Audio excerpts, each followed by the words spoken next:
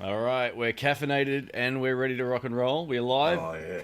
Welcome everybody. That's a Pepsi Max burp straight away. That's gonna go over well. One of those bad boys.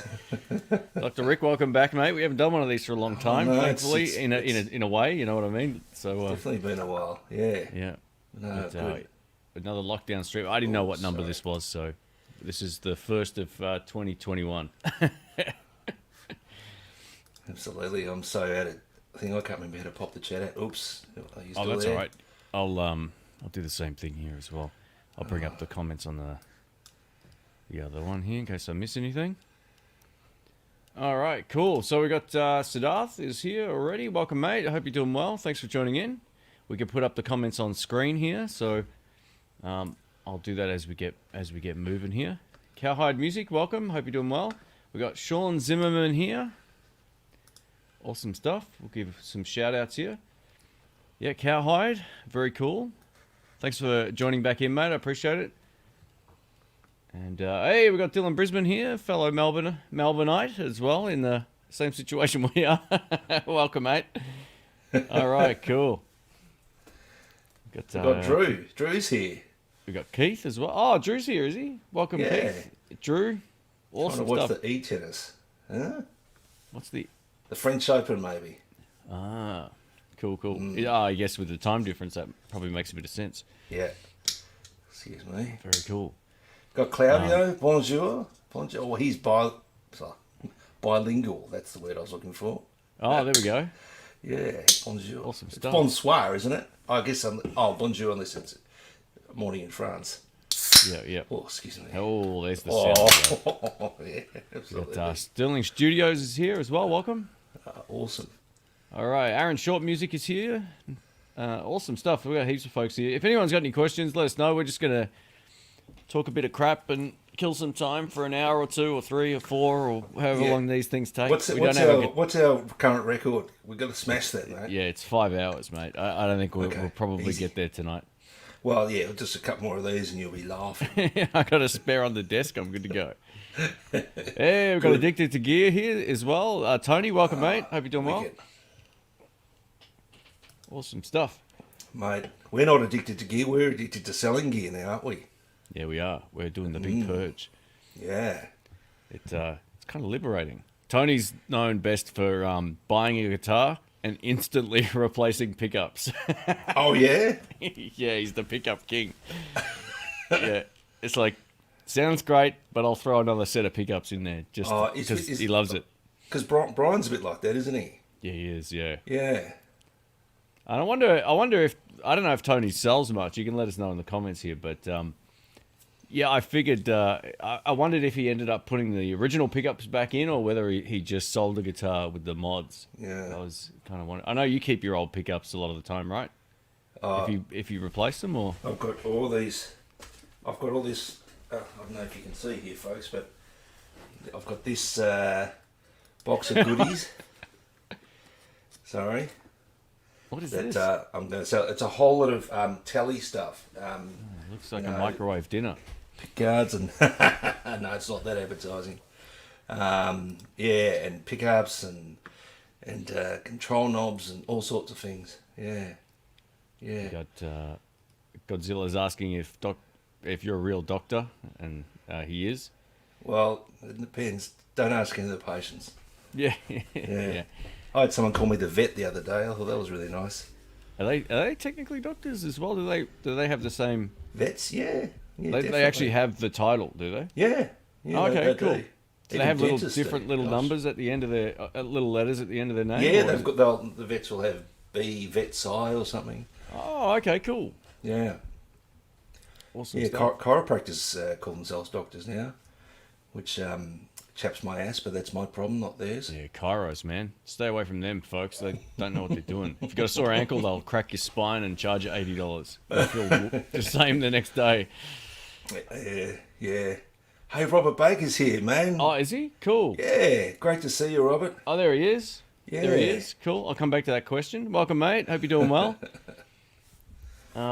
Aaron was asking if we've played Cole Clark acoustic guitars. They have one with a humbucker, which would be cool. You know, I've seen that one. It's actually pretty cool. The demo that Cole Clark put out really, like Ash Grunwald, how he plays like dirty acoustic guitar kind of stuff. Yeah, that's right. Yeah.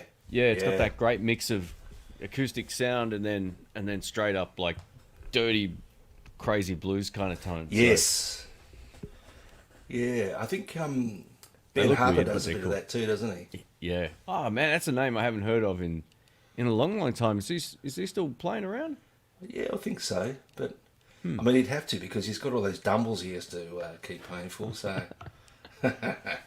Well, I had no idea he was a gear guy like that. Far out. yeah, absolutely. Yeah, for sure. We got I've played probably 3 or 4 Cole Clarks over the years. They're pretty solid instruments. I found Yeah. one thing I found interesting. I used to own a Maton, which was the other big Australian guitar brand, and I noticed the string spacing on the Cole Clarks was different. Like when you're trying to do finger pick, sort of percussive sort of finger stuff. Yeah. I don't know if it was just the lefties or what, but I noticed it felt very different to play than the Maton. They are a different sort of guitar, but I don't know if have you played many over the years, Rick? Yeah, I have. Gosh, and what? So did you notice the spacing was further apart or closer Yeah, together? further apart. Oh, actually, was it? Hang on. No, it actually felt closer together. Sorry, than the Maton was had a little bit more space because I struggled to kind of get my fingers in there. Yeah, they're going sounds after terrible. the electric guys. Do you think that want to just transfer across to acoustic and not have to adjust too much? So good guitars. I mean, look, if you're into acoustic, give them a look. Yeah, they're apparently their production. If you put in an order now, you'll probably have it by about July 2022. Oh, what are they? Oh, I had no idea. They're Okay. absolutely smashed under the pump, producing instruments. It's crazy. Like this, this year's been diabolical. The last couple of years for so many things. But tell you what, mate, guitars and music paraphernalia. Gosh, they've been absolutely flying out the door. Cool. Robert says, oh, sorry, I clicked on the wrong one. Here we go. Now let the Rick purchase planning begin. See, that's what happens when you sell some stuff. That's a thing. Like, Robert, the war chest is daunting and it's dangerous, and I've put it straight into my superannuation. What? Yeah. Put it in your super? It's in there. It's locked away until I'm even older, if that's even Mate, possible. that's crazy talk. It is crazy talk. Isn't it silly? And so I can't touch it. Yeah. How's the audio levels, everybody? Let us know if we need to turn something up or down or whatever. Try and get a good mix. I didn't ask at the start, sorry. We had a question. Nocturnal says he sold a few pedals. Very cool. Good on you. Oh, we just sell them on wherever we can online. I actually have my own website for sort of moving X-Demo stuff, but generally if I'm selling bigger items, I just use eBay or Gumtree, which is in Australia. I know I don't have a personal Facebook account anymore, so I know a lot of people sell on those groups. The high-end boutique doctor and lawyer group, Rick, is that what it's called? Yeah, that's me. That's what I sell on. I sold that hot plate, the attenuator thingy that I had for ages. Oh, yeah? You got rid of it, did you say? Yeah, I sold it the other day to a guy just in Melbourne. It's amazing on these groups. I know there's a few drawbacks about being in it, but on these groups, you meet people that live in Melbourne that are similarly totally into what we do. Sorry, mate, I'll just give it that. It's cool. I'm hoping to catch up with him once we get out of the lockdown. Yeah, cool. Yeah. I was just laughing at this here. Sorry, not at you. Just Oh, no, wondering you if it's can. wrong for a drummer to get gas at Sky Music. So Drew's the guy, one of the guys we play with at the. We're actually booked in to do one. Unfortunately, the night of the last lockdown. Literally So that night. yeah, we'll end up having him back on board on the next one. Hey, actually going to pop up in a few videos, Drew. So hang in there, mate. I've got a couple of Yeah. individual videos that didn't get released, that where we were introducing the clips at the shop. So they'll be coming up. We got a whole lot of live clips coming up of Rick and I rocking out with different stuff. So it should be fun. So totally fun. Robert, the video Rick posted on the gram. Sorry, that's what the young people call Instagram. Thanks, Robert. Yeah. I must have missed that one. Sorry. Yeah. Well, it's the just my Les Paul into the Gladio, and just doing a bit of blues noodling, wanking around, and what astounds me is I'm really happy with the tone, but just what the iPhone microphone does these days compared to the old days, it sounds all right, doesn't it? Yeah, I just upgraded my phone. It finally died. The iPhone 6S Plus I've had for 5 years finally cracked it. Man, the cameras are insanely good. No wonder your Guitar Search Saturday footage looks so good. The audio, it's fantastic, man. They are. They're just great. So, it's way more the technology that I deserve to have, but I'm very happy nonetheless to have it. Thanks, Robert. I appreciate that, mate. Super chat from Jeff. 5 is that pounds? £5. £5 quid. Thanks, mate. That's like $300 here in Australia, so I appreciate that. It is, mate. Says, hi, fellas. I'm just restringing my new Eastman T486L following your video guide. Thanks. Hey, awesome. They're great guitars, mate. I got to play one at... I think I played the 386. It reminded me of an Intel CPU from like 1996 or something like that, a 386 or 38. That might have been a 486, but great guitars either way, mate. Awesome stuff. And thanks for the support. He's got the Addicted to Gear mug. Very cool. Awesome stuff. Tony's in the chat here, so he said he always leaves his pickups in when he sells them. I think he said there. So. Good call. Yeah. So thank you, Jeff. Cheers, mate. Thanks everybody for joining in. I've disappeared up a rabbit hole changing strings on the Gibsons now. Having watched about 84 different videos. Did you see Robert Baker's one? I did. It's pretty where cool. Robert talks about putting the windings up, one above for the G string, and I get that because the D and the G on the Gibbo are problematic because of the angle over the nut. But what I've decided to do is just use locking ties on the D and the G. So you just put a minimum number of winds on because it locks. Locking ties are a pain in the ass for the rest of the strings because getting them off is a real nuisance.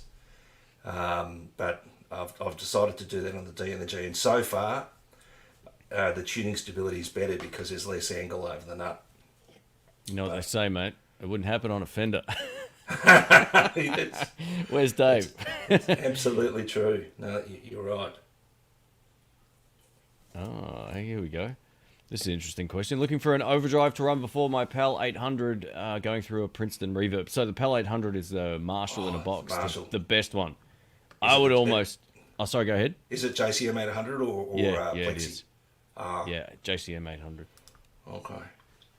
I was going to say even a volume boost or just a straight up sort of clon tone would work pretty well in that. Yeah, a clon with the treble goosed a bit, I reckon. That would be... Because I was going to suggest maybe a treble booster. Oh, there you go. Yep. Yeah. Just depends on,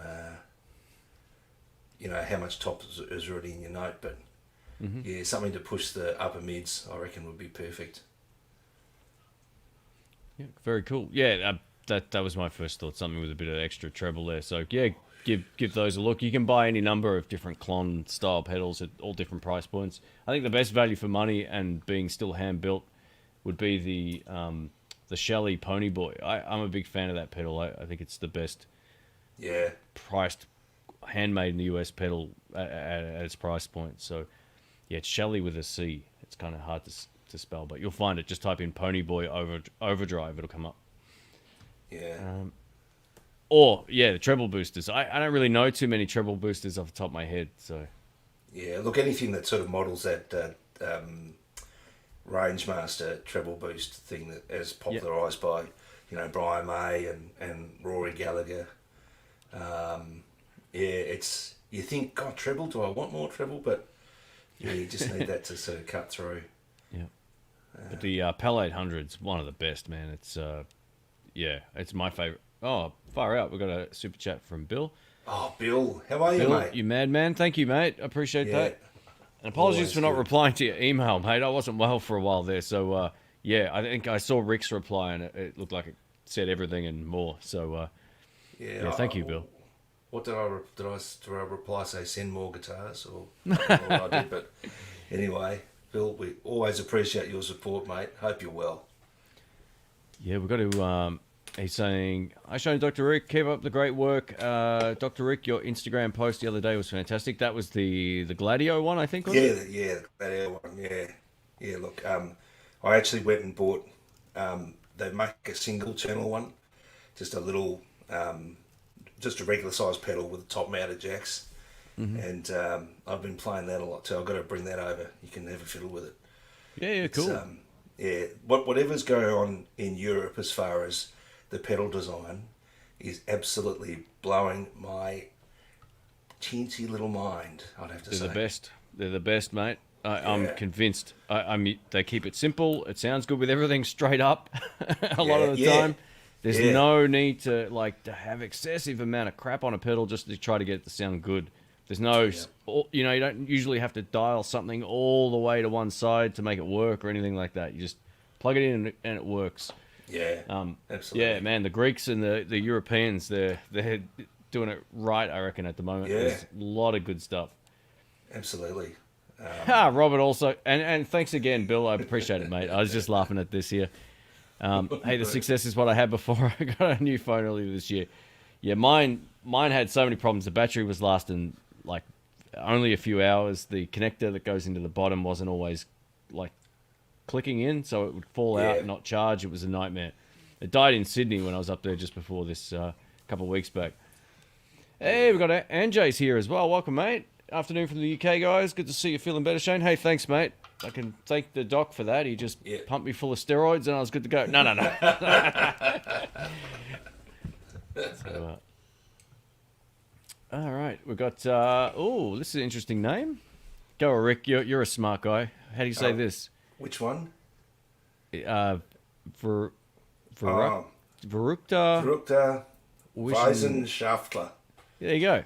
Wissenschaftler. Excellent work. So, welcome to the live stream. Feel free to ask any questions, folks. If you have any, I'll go back up the chat here if I've missed anything. I don't mean to. Sometimes the chat just flies by. So, Yeah. welcome. That question is, how do I daisy chain 2 amps into one cab? Ooh. 2 separate speaker inputs would be my guess. Yeah, so daisy chain 2 amps. So have you got like a quad box? Because I know Eric Johnson has a quad box that's split into 2 stereo pairs, and he runs 2 amps into that, 2 late 60s blackface twin reverbs into that. Is that what you mean? Or daisy chain, or running 1 amp into the other amp into a cab, sort of like a slave situation. Yeah, I'm not too sure. Yeah, I Yeah. can't find the comment. Sorry, or the question. Yeah, but I'll keep an eye out. It's Verrückter Wissenschaftler. But yeah, I can hear the sort of ground loop from here, so Yeah. I'd be careful about that. But I can't find that. Oh, here we go. Yeah, got it. I remember Steve Lukather in his Hot or Starlix video from back in the 80s that I only watched about 180,000 times.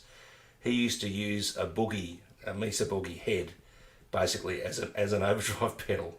So he'd run just a line out of that into a rack, and he commented at the time. He said, "Yeah, pretty expensive overdrive pedal, right?" But yeah, I wonder if that's what you're trying to do. But anyway, I'm sorry, mate. We're simple bluesmen. We get a tube screamer or pay 8 times as much for the same thing and plug it into an amp. So yeah, I wouldn't do anything without checking first to make sure we don't blow up an amp or set up a ground loop that makes so much hum that you can't hear the note.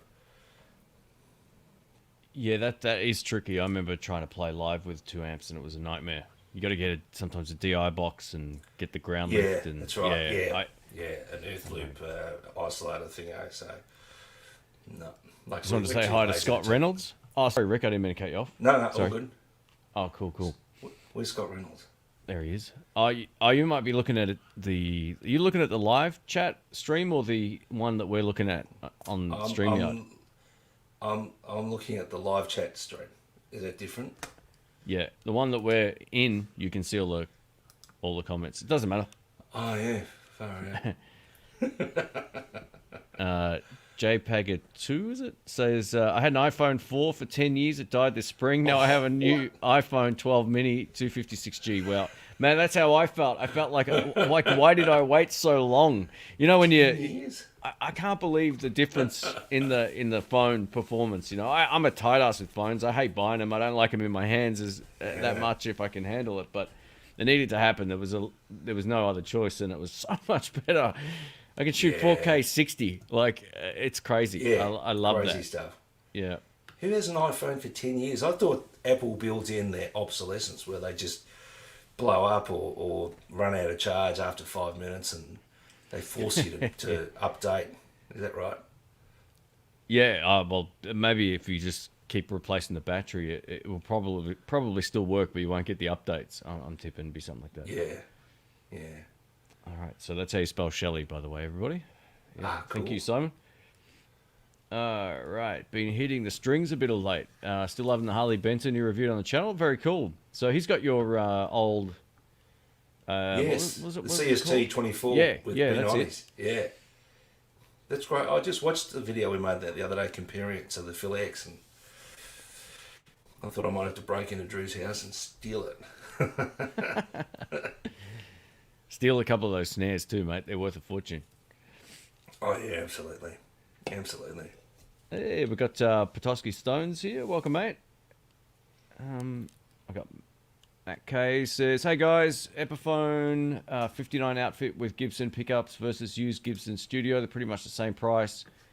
If you look at the right place, what do you guys think?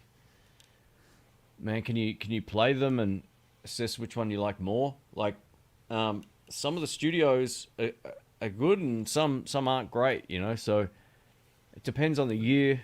It depends on a few things. I would encourage you to go play them if it's possible to do so. It's a bit of a cop-out answer, but, you know, when it comes to buying something, there's no right answer for that, in my opinion. I don't know, Rick, if you want to add anything to that, but... What's the question, mate? I'm sorry, I'm just... Oh, he's asking whether or not he should get an Epiphone with Gibson pickups versus a used Gibson Studio. You know, they're like the entry-level Gibsons. Oh, yeah, okay. Oh, yeah.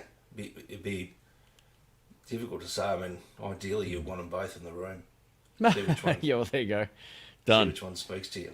Get them both, Yeah. do a shootout on YouTube, and then sell one. That's what I used to do. No, I don't tell do you, I that. tell you what, that the Epiphone Prophecy that I played, mate, I would have that in a heartbeat. That was I great, really man. like those guitars. They were Yeah. just such a surprise. I'd never seen them before. Just sort of pick them up, thought, oh, they look pretty cool, but mate, they just felt great and sounded next level good. So there's a new Keys to the Guitar Shop video coming up. You'll see a thumbnail of all these different Epiphone guitars with my stupid mug in the middle of it. And that has all the Epiphone Prophecy, or yeah, you'll see a good mix of stuff coming up. There'll be individual live demos of gear mixed in with like multiple guitars in each video. I won't be able to borrow anything until obviously the lockdown ends again. So that's what we've got coming up. I think I cut 9 or 10 videos today, so there's plenty of stuff there. But yeah, those prophecies, man. Oh, you were pulling some nasty faces, mate. It must have been good. Yeah. No, that was. It was. The pain was exquisite. Yeah, it was really good. Really good. Got Quentin James. Welcome, mate. Hope you're doing well. Oh, okay. We got 40 Watt Podcasters here. Awesome stuff. I did a podcast on his YouTube channel a while back. Awesome stuff. Hope you're doing well. The radial head bone will let you switch between 2 amps into one cabinet, but won't do them at the same time. Oh, Okay. yeah. I think there I know- are sorry, go ahead. proprietary amp switches that let you do that. And I think, Joe Bonamassa, he runs all those high-powered twins. I'm sure he'd have some sort of amp switcher thing that lets him run 1 or 2 or 3 or 4 and deals with the ground loops and all the other attendant issues that you have with running more than one amp. You need a bit of technology to pull it off. I'm just jealous that you've got a gig that's big enough to take multiple amps along. Good on you. Yeah. Yeah. Oh, excuse me. Sorry, the Pepsi's Yes, doing their thing. that's fine. I popped Mark- a Catherine before I started, so I also sculled 2 liters of water before this, so I'm going to probably Did get you? up a couple of times. Oh, yeah. yeah. it's Caffeine all will great, just for sure. push it through. Mark says, "Hi guys, I bought a Flying V kit recently. Awesome. The actual body and neck were good components. Like electronics were crap. Oh, but the electronics were crap. What pickups would you recommend? Burst buckers. Yeah, Gibson burst buckers, mate. Don't buy clones. Just get Gibson burst buckers. You'll thank me later. I They're love pretty them. reasonably priced too. I mean, you can pay $250 for one sort of boutique humbucker these days. Yeah, I love them. I think they're the best humbuckers I've owned when it comes to any of my Gibson guitars or anything like that over the years. There's great third-party pickups, don't get me wrong. There's plenty of them. But it's a rabbit hole. Just get the ones that were designed for the guitar, and you'll be done. You won't have to sort of second-guess it. So, Yeah. yeah. Hey, we've got Landon here as well. Welcome, mate. Sorry if I Lando. missed your... there we go. Greek pedals and salads. Yeah, exactly. Yeah. Both All right, super then. tasty. Robert says, what Gretsch were you thinking about? I always forget the model numbers of these Gretsch guitars, but Oh, yeah. It's like a duo jet. yeah. It's so it's the same size as as like a Les Paul. Yeah, it's the G5230. There is a made in Japan one as well, which is really cool, but I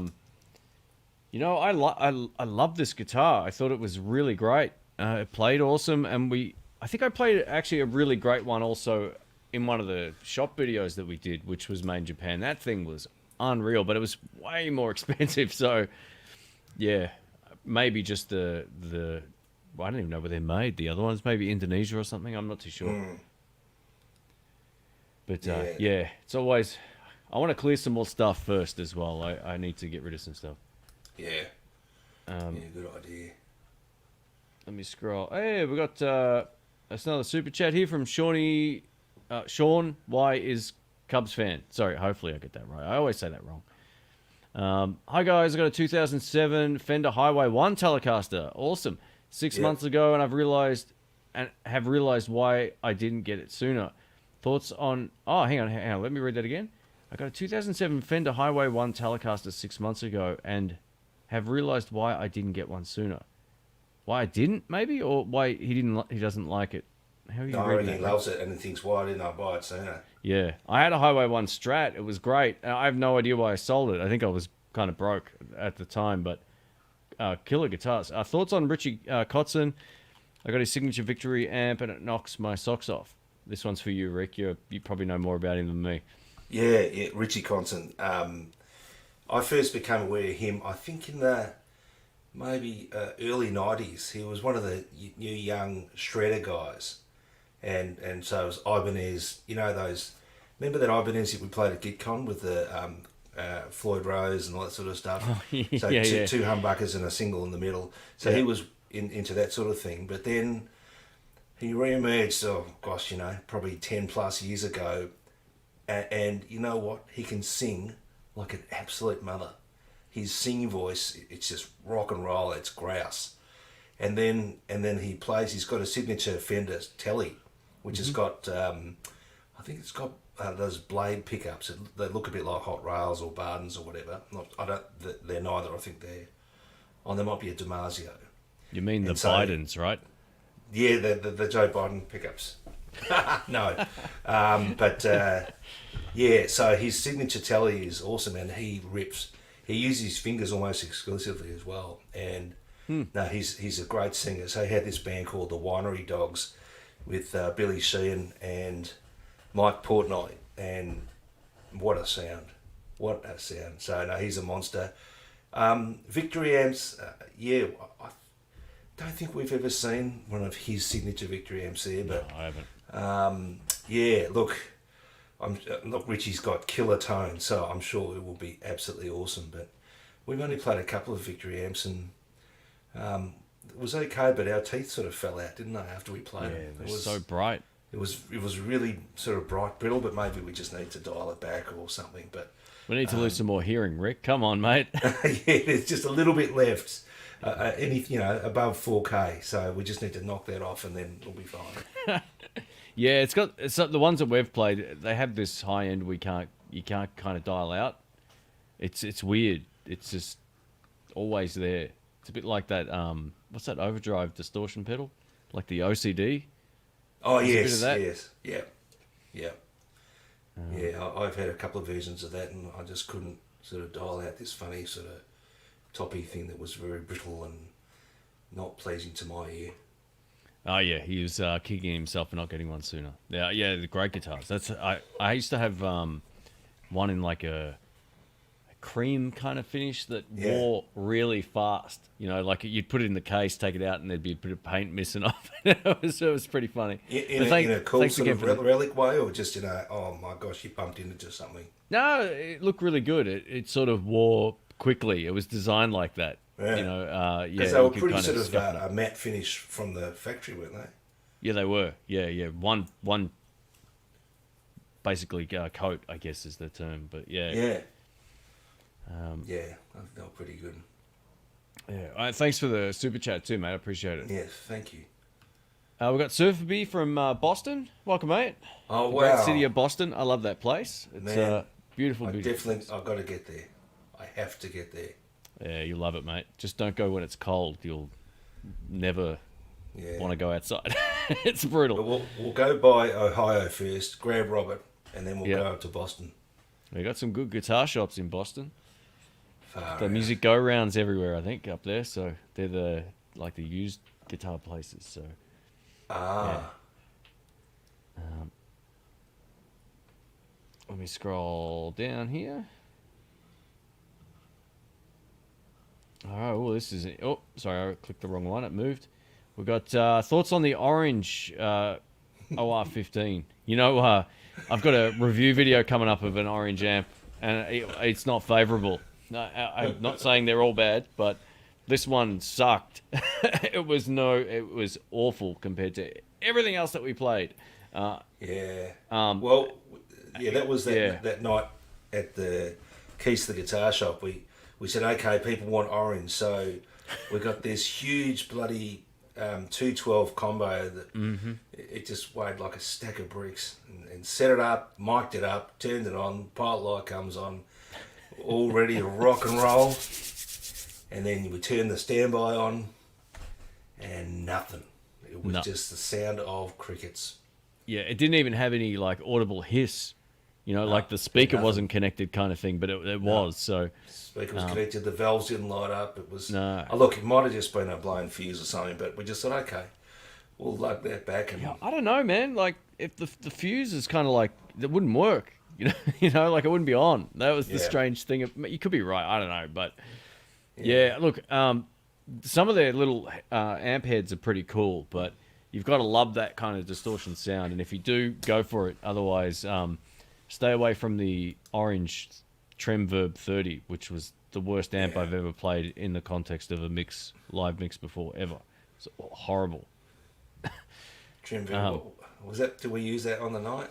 Yeah, remember I went from that, and I couldn't, like, no one could hear it, and it was like really awful sounding. I went over to the Marshall DSL, and it was like, oh, welcome back to the room. Welcome back. I know you haven't seen any of this footage since then, but that was the first. After that big one didn't work, we grabbed like Yeah. the smaller 30-watt one, and That's it was right. like yeah. it was like it was on like 5 watts or something. It was terrible, which it wasn't. So Yeah. I don't know. Yeah.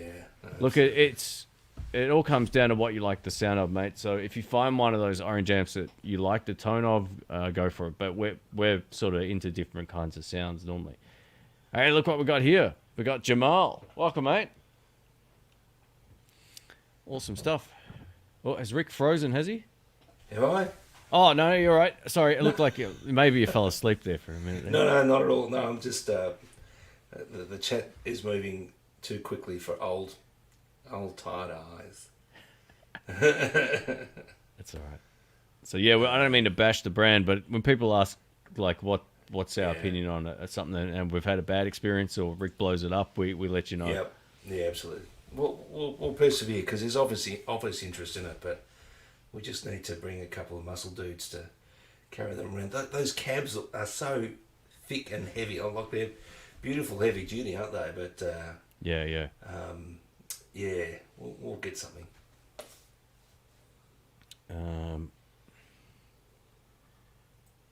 It's 39 Celsius there for the next few days. Oh, awesome stuff. Oh, It's like up in 3 degrees in here the Ottawa. other night. that's kind of crazy. Yeah. I'm glad you're in the summer though. That's a good thing. That's brilliant. I love watching the Canadian YouTube channels. I follow a couple of camera review channels, DP Review and a few others, and they go from like what looks like winter coats to t-shirt pretty quickly, and then all of a sudden, like within 2 weeks, they're trudging through snow again. After the summer finishes, it's hilarious. I love it. It's like, how did that happen? So yeah, it's super cool. Yeah. Do you guys have an acoustic guitar? If so, what amp do you recommend? They go, Rick. I don't own any acoustics anymore. I'm free. Don't you? No. What are you going to do with all those dresses in your wardrobe then? Yeah. I was going to say it. I was going to make that joke, and I thought, no, I won't do it. No, that's right. No, you're woke. I've got a Martin D18. It's called a D18 Retro. So it's just like a big old dreadnought with a very simple but effective preamp in it, which has got some of the Martin microphone modelling software in it. And its plugged-in sound is beautiful. So I just run that straight into a PA with just a little bit of compression. Cool. And reverb. When I used to play an acoustic gig, that is, I hadn't done an acoustic gig for a long time, and I miss it that much. Yeah. It's there's a lot of work for you with that. Yeah, PA system just I haven't lugged a PA into a gig for 18 months now, and I don't miss that at all. Gosh, what a grumpy old man I'm sounding. Come on, I need to fire up. Hey, I've got a super chat sticker from Anjo. I don't know if this. Oh yeah, it'll put it on screen here. That's cool. It doesn't show you the animation, so cute. It was a little but animal. thanks, mate. Anjo's a great guy. Go check out his channel. He does a lot of pedal stuff and a few other guitar videos and all that kind of thing. So check him out. Yeah, I'm sure you'll find it. AM Guitar. Thanks, man. Yeah, you don't have to do that. That's it's nice of you. Thank you. That's very cool. All the way from the UK. Oh, that's £5. £5 quid. Yeah, man. You're doing well. Someone's Against we've the had Aussie.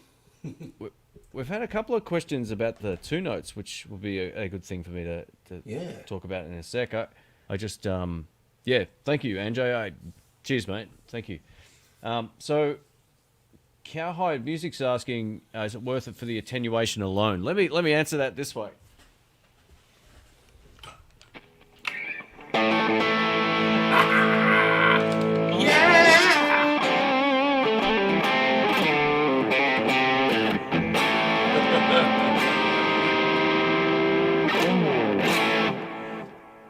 I love it, and that's dead silent in the room. Usually I have the speaker going back. I usually have the speaker plugged back into the two notes capital X to send some signal back to the speaker itself. Does that make sense? I usually have some attenuation, or I usually have the amp audio coming out of the speaker is the easiest way to say that, but you can turn it right down. There's only 3 settings, but it works great. Usually when I do all my videos, I have it on the lowest setting, and that's enough to get a little bit of that feel thing back in the room. So I love this thing. It's awesome. I used the Two Notes Torpedo Live for 5 years, and I love how small this thing is, and having some speaker back in the mix is pretty cool. And Rick's used it a whole lot of times too. You get that sort of reactivity from the speaker sort of giving the strings a bit of a tickle. Yeah, yeah, it's a really great unit. It is good. Look, it's not perfect. There's a few things about it that I wish they had have made differently. Just little sort of nitpicky things, but I covered all of that in my review of it as well. So if you Yeah. Google Two Notes Capital X, my review pops up. I also have a written review about it as well at guitarpedaldemos.com. You can check out that as well if you want more info. And I've sort of compared it to the Kemper and all the other units like it out there as well. Yeah, I reckon the great. recommendations that you made, if they implement those in the next one, it'll be the ultimate must have bit of kit. Yeah, I love it. I've ended up this is how much I like this unit. I sold my Two Notes Torpedo Live and the Kemper. So Yeah, there you go. That's yeah. the only thing I use now on the channel. My desk is, you've probably seen the last few months, it's empty with, at least with that rack unit stuff. It's full of junk, but it's empty now, so it's good. Nick says, appreciate the honesty about the orange amps. Hey, no worries, man. It's how it is, because, we did a review, I put that in quotations, of a bass breaker. Well, I don't even remember what it was, but Rick blew it up while we were playing it. It just started just went. Yeah. So that was the video we released. I heard it from very reliable sources. Fender weren't too happy about that, but No, we don't work for those guys. We don't do any of that. So that's what they get. I think it was the 1830 Funny. that we did. Yeah, it was the two switchable sort of power stages, and it was when I switched from the 18 to the 30, that's where it got fun. Yeah. And the amp sort of died. But all we did was confirm what was on the web, which was that these amps are crap. They sound alright, but they're just built poorly. I've been watching this channel lately. I'm not sure how you pronounce. I think it's called Psionic. But starts with a silent P, like my name, Rick. He sort of takes apart amps, all sorts of different amps too. Like, he's done lots of Fenders, and he had a PRS amp on the bench the other day, and he goes over them and says, "Oh, this is good and this is no good," and it kind of makes you think, gosh, is every amp I buy just one gig away from something dying on it? Yeah. Yeah, it's kind of cool, because he obviously doesn't care as well as far as who he offends. But it's interesting to see, some things are designed just because it's cheap to do it that way, but puts the board under stress, or heat sensitive parts right over valves, or vibration sensitive things right near the speaker. So It's definitely not uncommon for big sorry to cut you off. I was just going to say, it's definitely not uncommon for big companies to want to save a few bucks and cut corners. Absolutely. Yeah, I mean, I saw a couple of those bass breaker amps on the original release year that we got them here, where one of the speakers in the 2x12 had actually fallen into the bottom of the cabinet. Like, it was so poorly put together. Like, Wow. and they all rattled as well. They had shocking, like, cabinet rattle. It was awful. And, the 30R and the later models have been fine, at least with my testing. But man, I just that kind of puts me off buying one. Just that, knowing what we've seen with them as well. So yeah. Anyway, hey, we've got another super chat here. Have we? Far out, guys. What are you doing? Thank you. That's from All Sean. right. Yeah, thanks, man. Not gonna lie, I think the Tele is better complementary guitar to a Les Paul, which I also own, than a Strat. Cheers from the Windy City. Awesome stuff, mate. Rick will probably agree with that. Yeah, I would think so. Although I have played a Strat recently that's given me all sorts of problems. But the Tele is just great. I mean, a Tele and a Les Paul, you've just about got all the bases covered, haven't you? Really. It depends on the mood, I think, with guitars. I think so. What do you feel like playing? And cheers from the Windy City. So the Windy City, that's Chicago, right? I'm tipping if you're a Cubs fan. Well, I got to get to Chicago Music Exchange, like really bad, like in the worst kind of way, because they're having a sale of. There's a guy called Richard Fortus he's the longest lasting guitarist in Guns N' Roses, and he's an absolute monster guitar player. and he's selling a whole lot of stuff, and I believe he's selling it to buy a 59 burst, a real 59 burst.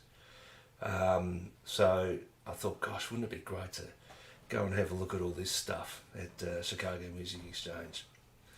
I can't tell you where, but I got to see one of those in person very recently. And don't mention where, because I promised him I wouldn't say anything. No. Yeah. So it is insane the amount of money those things are worth. Yeah. Man, Chicago Music Exchange, I just brought up their website. It looks crazy good. Oh, no, that's the thing. Thanks again, Sean. Cheers, mate. Yeah, good on you, mate. I'll meet you there one day, Sean. That will be wicked. Chicago's awesome, man. I got to play with Sammy Fender there a while back. That was good fun. Sammy Fender? Yeah. Far out. Is that Leo's He's brother? a bit like Buddy Guy. He wears a white sort of outfit. We did today that I played with him. It was dude was standing 3 foot back from the microphone. Just a great vocal, great player, understated sort of player. Man. Had all the good stuff. Far out. Whiskey, we are, mate. Yeah. I know Brick's probably allowed to go outside because of his job, but I'm not. Yeah. I've got a great question here from Vimps69 asking us, if I want to get into the Three Kings, which 3 albums do you suggest that I listen to first? All right, I'll give him one. Albert King live in 1979. Okay. I love that album. That would be killer. Yeah. I'll go BB King live at the Regal. I was going to say the same thing. Yeah. I think he did one live at Cook County Jail too. And they're both, like, he's just amazing. And that Freddie, actual clip is on YouTube too, the County Jail one. I'm pretty sure that you can watch that. Yeah. Yeah. And Freddie just, I mean, there's so much great stuff. I mean, Freddie, gosh, I think he died at like the age of 42. So, but we've got so much stuff. A patient of mine brought in this huge box set, CDs and all the little inserts and magazines and whatnot, just about Freddie. So there's a huge back catalogue of Freddie stuff. Everything he played, he absolutely played it like it was his last gig. You know, he's a man after my own heart. He's sweating before he starts the first song, and it's not just. I reckon you may have sort of subconsciously stolen all of his guitar faces, mate. He's the only guy who pulls worse guitar faces than you that I've ever seen. Yeah, I'd agree. I would agree with that. His guitar face is insane, isn't it? Yeah. But he's my favourite of all the Kings. I know Albert's your favourite, and I get that. He's just... I think Freddie's got the best vocal out of all of them. Like, as great as B.B. King and Albert is, Freddie's voice is just crazy good. Unbelievable, isn't it? Yeah, and he's just... The attitude. I mean, they've all got... I mean, B.B. King, like, he's the most polite and sort of respectful of the three. Like, Albert, by all reports... Yeah, he hates everybody. Pretty much. Yeah. Pretty much. Did you hear the story that Greg Koch tells about? He was playing at some fair that Albert King was the special guest at. Did you hear that story? I think so. Yeah. And he says, so I think they're playing Born Under a Bad Sign or something, and he's looking over at Albert to see if he's impressed, and Albert couldn't give a rat's. And then he just said, no, why? But I went up afterwards and I was so nervous, and I just said, maybe I could sit in with your band or something. And to which Albert apparently just told him where to go and what to do on the way. Wow. Yeah, it was very... he was in no two minds about what Albert thought of him, but... When I saw Chris Kane play, he had an Albert King story as well, where he met him and he shook his hand, because Chris Kane's shorter than me, right? Like, he's pretty small. Yeah. He goes, when he shook his hand, it was like stuffing his hand into a couch. The dude was so big. And he asked if he could sit in, and he's like, he didn't know who he was. And then he heard him play. He's like, yeah, you can jam. So, maybe it's a style thing for Albert. I don't know. He just didn't see. He goes... no, he said something like his father asked if Chris Kane could sit in with Albert King, and he was saying something like, Albert didn't like anybody. That was his story. But Yeah. I'll take this question from Steve here. He's asking about the Schecter PT Special with the P90. Look, I just looked this up on here, and it looks awesome. It's basically like a Telecaster with binding along the fretboard, P90 in the neck, 3-saddle brass bridge. I think Schecter are making some pretty cool stuff, and this looks very respectable for for old folks like us. What's it called? Sorry, It's called the PT Special. Okay. Yep. Sounds like a Chrysler car. I wonder if Oh, I that's can PT send you a Cruiser, private. isn't it? I'll send you a link here, man. If it's easier. No, it's all right. I've got Okay, the Google cool. machine working. Oh yeah, okay. Yeah, Looks good. it looks good. Pretty good value too. It must be must be made in Asia, you would think. Yeah, I think they're. I may have just read that they're made in Korea. Oh, yeah, Oh, they yeah. are. Yeah, okay. Yes, Cool. South Korea. Yeah. Rick blows up stuff real good. I'm gonna blow you up real good. Let me scroll down. Sorry if I missed any questions here. I'm trying my best to Yeah. go through them. I'm a little bit behind the chat.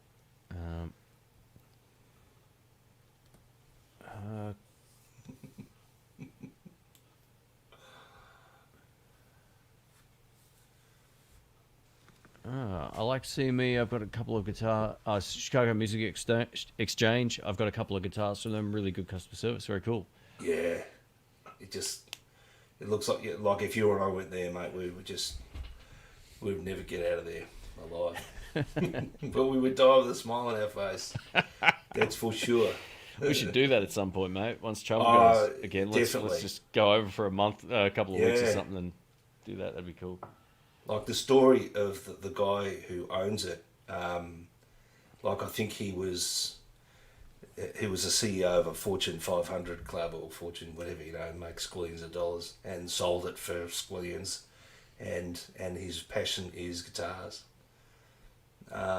So yeah, it just it looks amazing from I've looked at it and on the web and thought, wow, we'll get there one day. That will be a Guitar Search year. Awesome. Yeah, this is a good comment. Jamal says, after buying my Gibson Les Paul 60 Standard, I finally get why people lose their mind over these guitars. I have to remind myself I have other guitars. Well, that's the thing, man. When you get one you really love, this is why I encourage people to sometimes spend more on something they're going to keep long term. I made the mistake for years of buying a lot of guitars that I probably shouldn't have. Should have just got the one I wanted. Yeah. Now you've got that, it's like, ooh. I'm not saying your other guitars are bad, by the way. You got a lot of great stuff. You got the Hendrix Strat and a few others, but yeah, definitely. That's probably one of the best ones in your collection, mate. If not the best one. So awesome. Yeah, no, go for it, Jamal. Oh, that's exactly the feeling I've been having lately. I've been just looking at a lot of Les Paul players and thinking it's such a sound. Wow.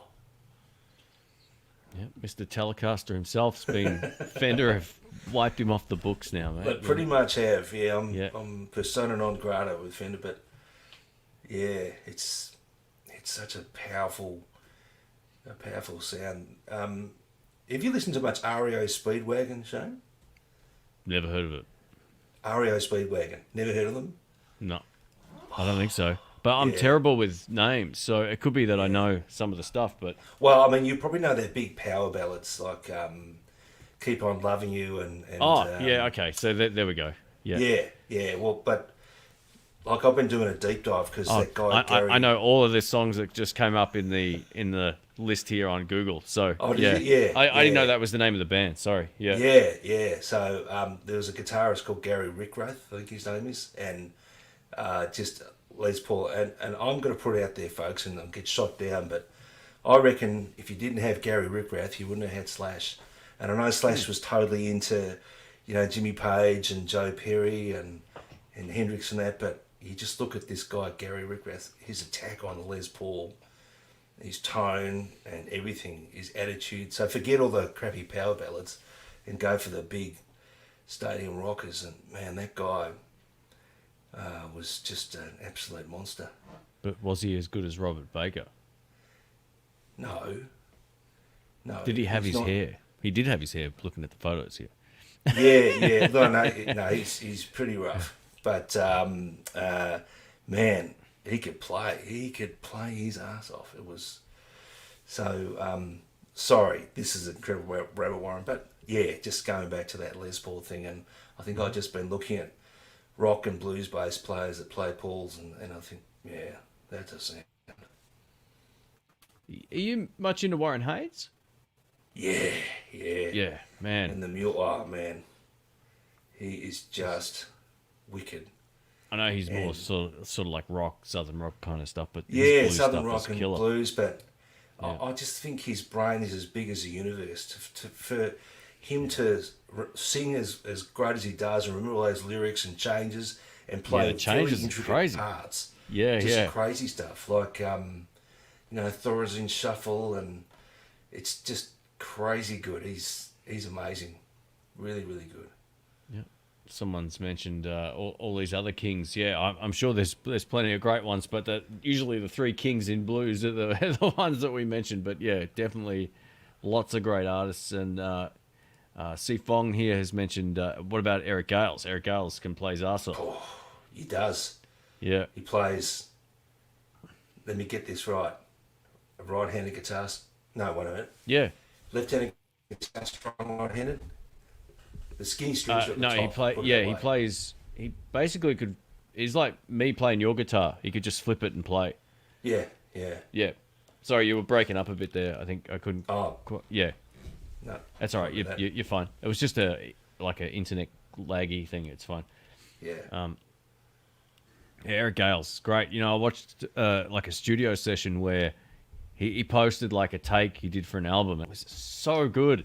He's like, "Oh, we'll do it again. The second take, just as good." Like, which? How do you make a decision? It's like when Raphael Nasta did those takes on our little Yes. lockdown jam. He sent me 4 takes in like 20 minutes, and they were all like so good. It's like, how do I pick one of these? Yeah. It's crazy. So Yeah. good. Really good. Here's another guy to check out. Go look up Raphael Nasta if you like great blues playing. He's played with lots of great players, and he's just a phenomenal player. You right to man the helm for a moment here, mate? I certainly am. I'll put you on full screen while I duck out. I'll be back. No worries. All good. Right. Sean asking you about Gold Top or Burst and Les Paul and White, mate. That's your timing is impeccable, Sean. And Robert will attest to this. Robert has maintained that, well, now I have a 58 Les Paul and a 59 Les Paul. Robert has said to me, well, you need a 57. And there is a 57 Gold Top at the shop that Shane and I play at a lot. And that seems to be beckoning my name. So I feel like there's a little hole in my heart that can only be filled with some Gold Top goodness. I just love the look of a Gold Top too. So watch this space, Sean. That's all I can say, mate. Yeah, and Dwayne, wow, fantastic guitar player, underrated.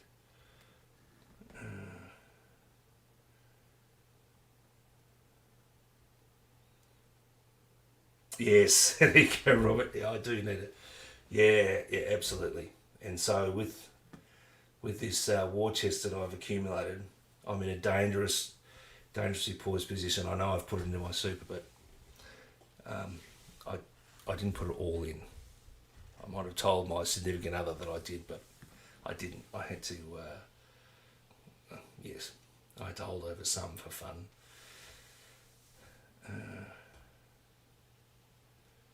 See. All right, I'm back. Gee, you're quick. All right. I'm not sure if that's a compliment or not. Sorry. Yeah, I was going to say that's Hey, what we've got the Tone Kings here. Where? I got him on screen. You're looking at the wrong chat. That's all right. Or the live one. Welcome, mate. I hope you're doing well. It's been ages. I Tone missed King, yeah. I missed his live stream. I think he was live earlier. Was it today or yesterday? I can't remember. I've been just catching up on not working for a while. So getting everything scheduled. But mate, good to see you, and yeah, we'll have to catch up. We should get him on at some point if we do another one of these. That'd be great. Mm. All right. While you were gone, everyone's talking me into getting a gold top, Shane. Yeah, Bob. You know, this is one of those things, Rick. What kind of serious guitar player nerd are you if you don't own a gold top? Or a TV yellow guitar if you can't get a gold top?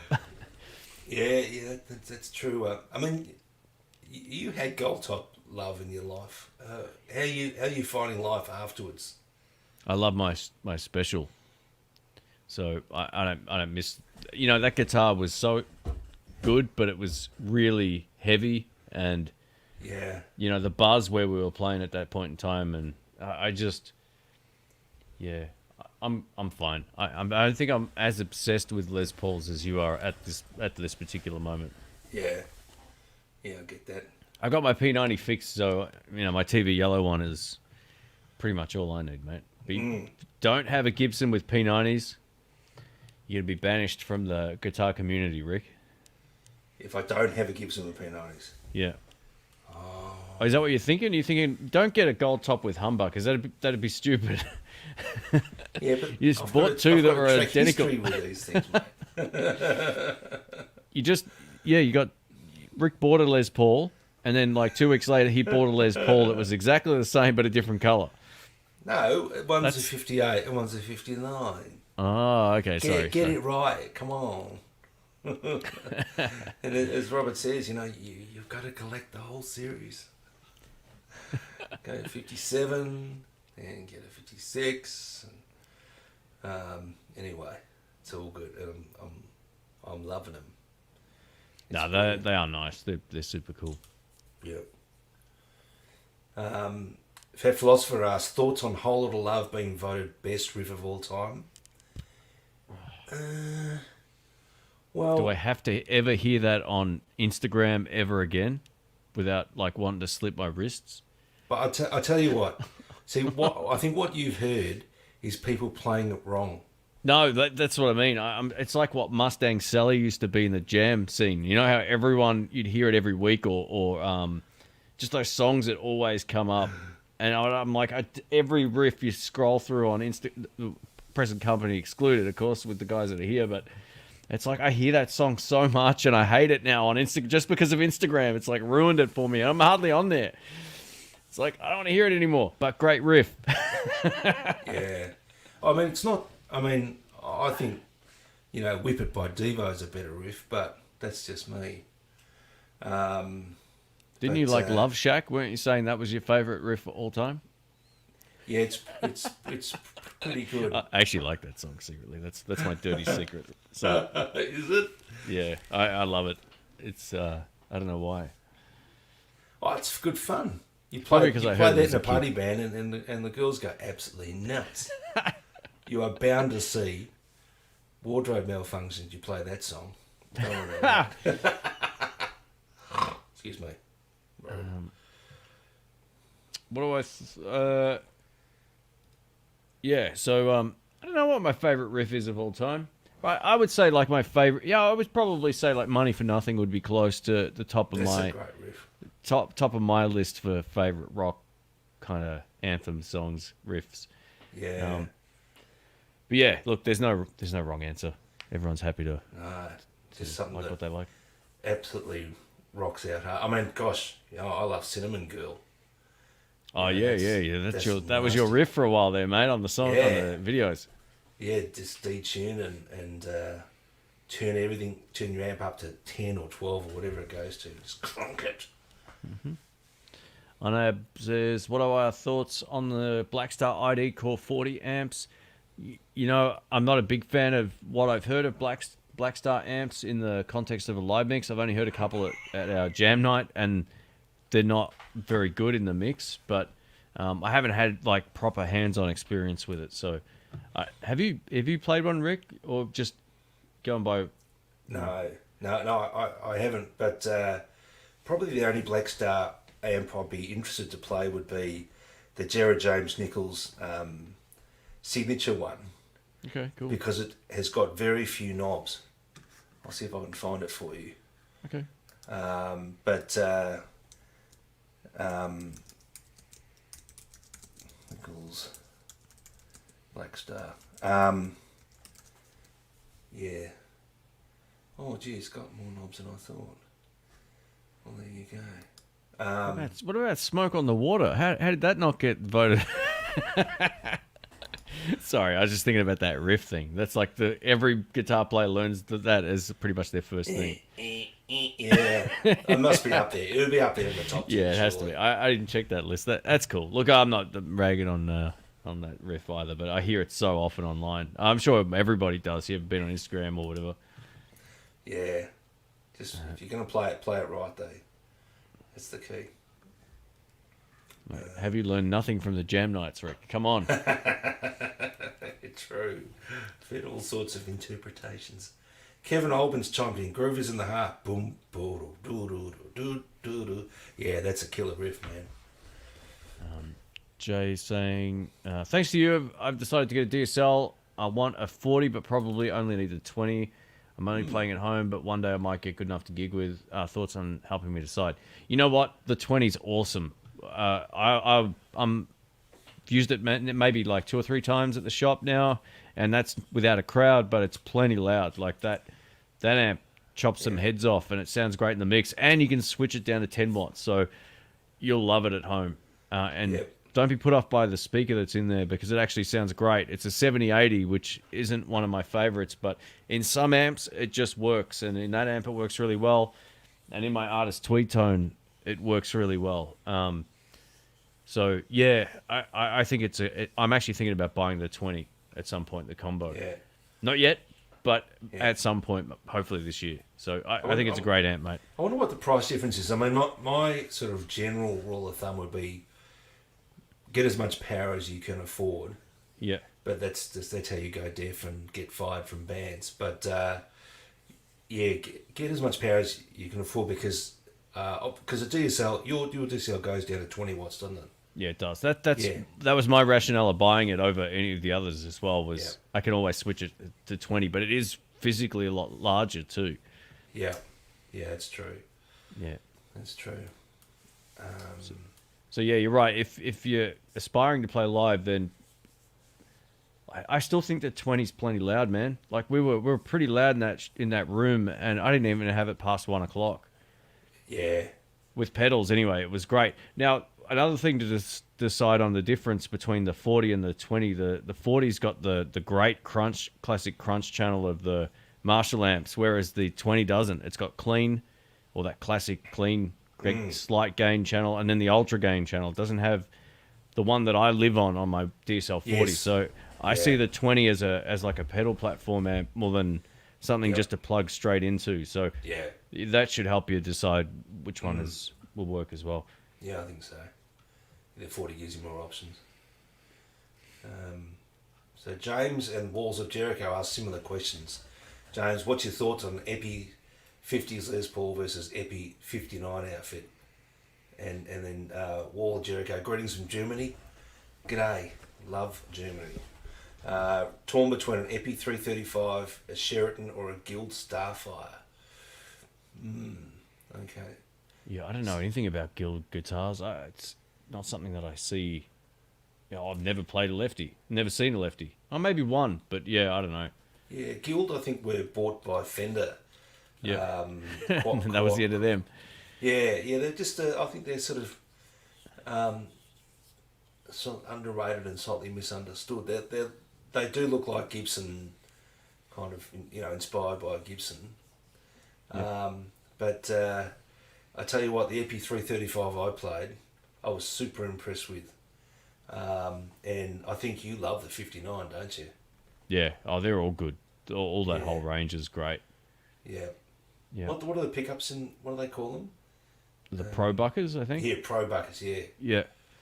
Yeah. Yeah. Pretty sort I of think Pef some of those sound. Epiphones. Oh, sorry. Go ahead.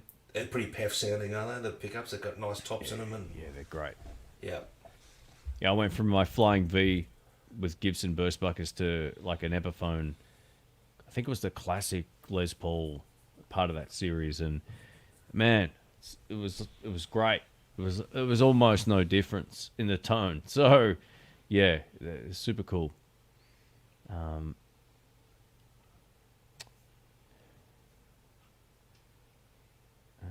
Let me scroll. We got Ray James from Perth. I think you might have said hi before. Sorry, Rick. I'm just going down the chat No, here. all good. And Ray, you would have seen our video we did at the Rock Inn Yeah, in Mount Lawley. Tell you what, man. what a Rick, cool you're story. if you ever quit being a doctor and getting paid the big bucks, you can be a full-time Guitar Search Saturdays filmographer, mate. It doesn't pay, but you get a lot of respect. Oh no! Look, I loved it. Although it was pretty intense. Like I was thinking, don't stuff up. And, yeah, it was cool, and the guys were into it, and I'm really happy that they're happy with the video because. It's a magic store. So you're a lucky man, cool. Ray, living in Perth, and well, for any number of reasons. When Perth is Yeah. absolutely beautiful, it's magnificent. And Ray, can you put in a word for me with Mark McGowan? Can you get him to let me in so that I can see my daughter? I don't want to stay in quarantine for 2 weeks, which is what I've got to do if I want to go and see her. You don't get a doctor pass. You can't write yourself a note and say, I'm good to go. Well, don't worry. I've thought about that because you can if you're medical, but you need to. I need to be going there for a job, so I might have to start applying for some jobs. Otherwise, literally got to stay in a hotel for 2 weeks. Yeah. But no, all good. You know, another great riff, I was just thinking of the Billy Idol tune. White Wedding. Yeah. I had it in my head. I was just trying to get to the... Yeah. Yeah, with There's that some sort of great- the spaghetti great guitar western parts in there. sound. Yeah. Yeah, that's a killer song. He's Yeah, a I great love player. that. I mean, Stevie Stevens, he's an absolute beast. There's a great video of him playing the part on the Yes. album, like Yeah. breaking it down, and it's Yeah.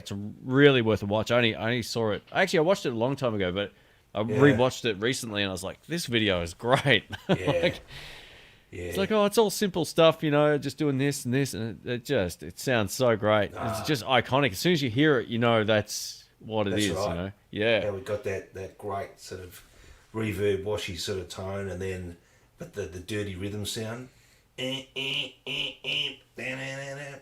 just great, isn't it? Yeah. Yeah, it's such a what a great tone. Yeah.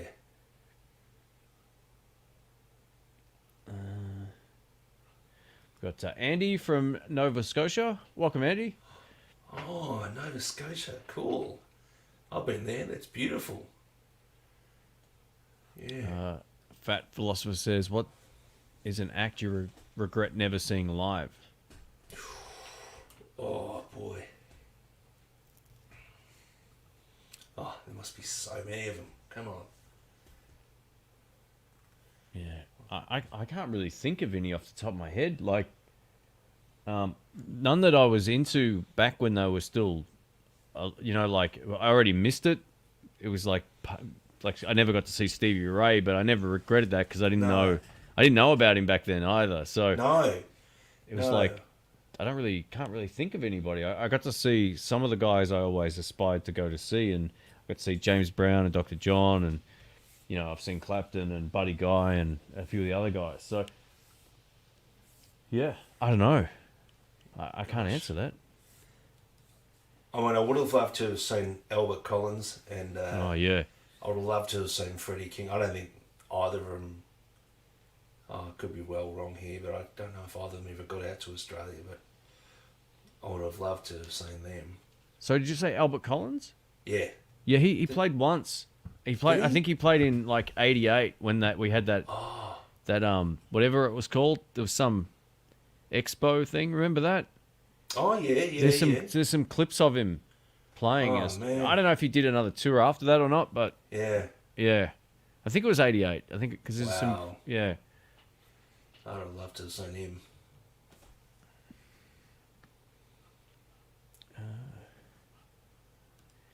Here we go. A few in the chat. I asked this the other day on my stream. What's your one dream guitar?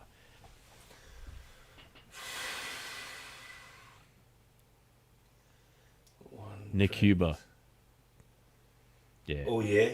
I'd love one of those. Which one? The Orca. The Orca. Is that the one with the telly and No, television? that's the Twangmeister. Ah, Yeah, the Orca's the Les Paul that is like plays way better and that's the 12,000. it's lighter and looks amazing. That would probably be my that'd be my I think it's the 59 Orca. Oh yeah. That guitar's like 12,000. That would be close. No. Wrongo, there's one for $9,600. Oh, that's a bargain. Oh my god. Yeah, I'm not big into like vintage guitars or anything, so I don't really aspire to ever own like an old guitar that sits in a case under the bed. I would just love a top of the line like production model if that chance ever happened. Look at that. I'll see if I can share this actually. Yeah. Orca 59 Huber. Yeah, they're really, really nice. Some of the finishes on them can be a little elaborate, but they've got one that's like a faded sort of yellow and sort of red colored one. That's the one that I really like. Yeah, oh, here it is. Let me see if I can share this. Is this going to work?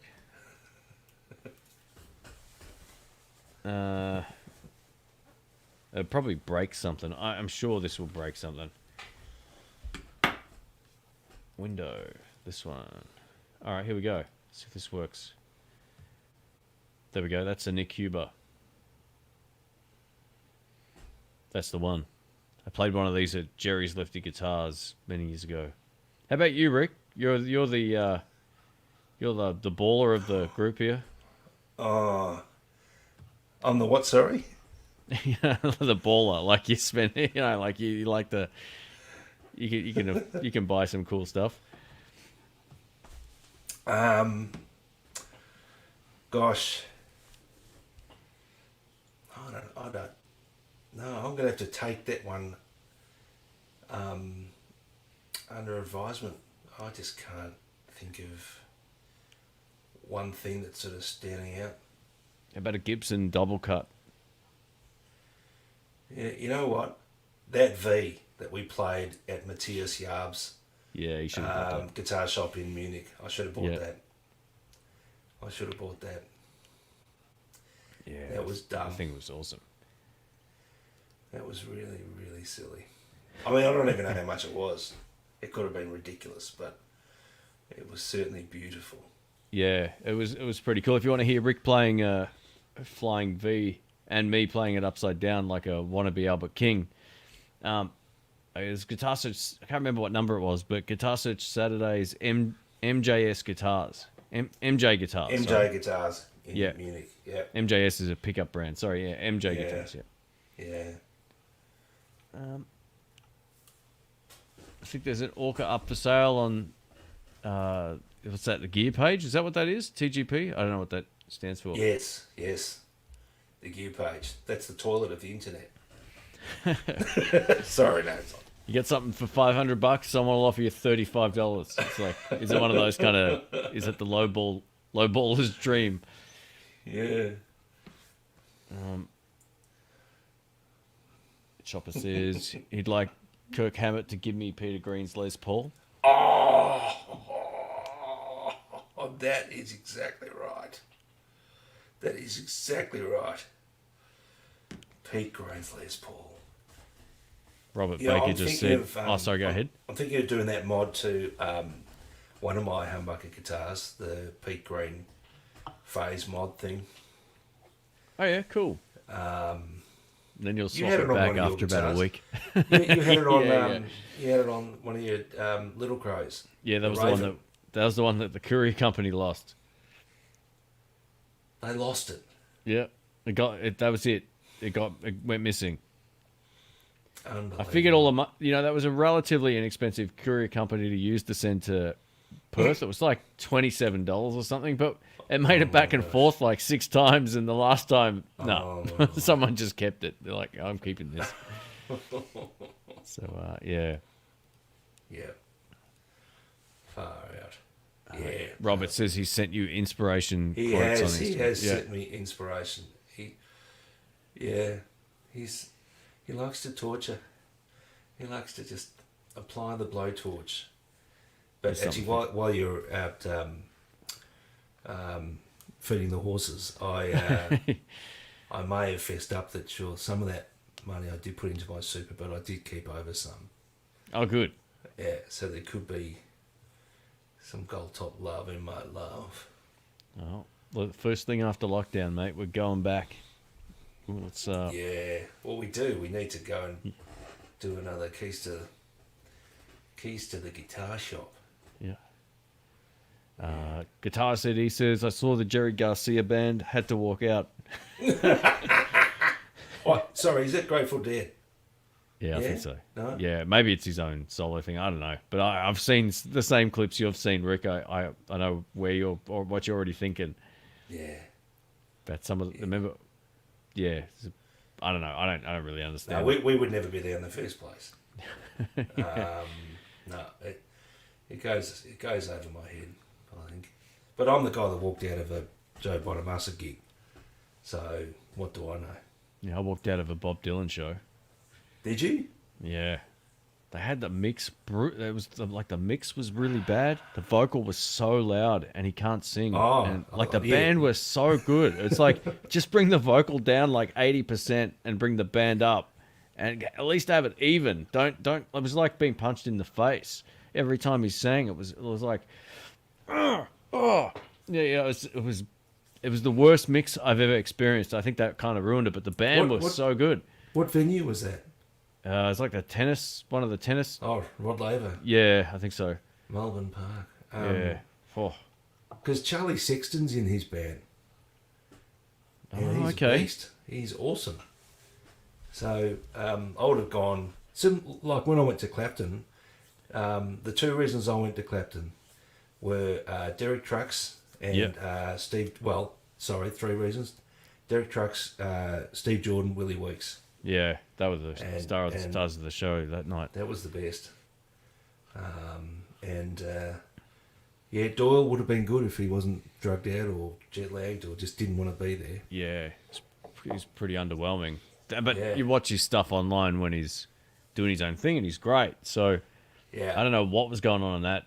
That show was just like they just didn't want to be there, and Yeah. it felt very. You know, when we saw Buddy Guy, it's like the dude's digging in. He's making Totally. people feel like he Yeah. appreciates you being Feel there. good. It was just like next kind of. Shit, sorry. Oh, that's all right. Yeah.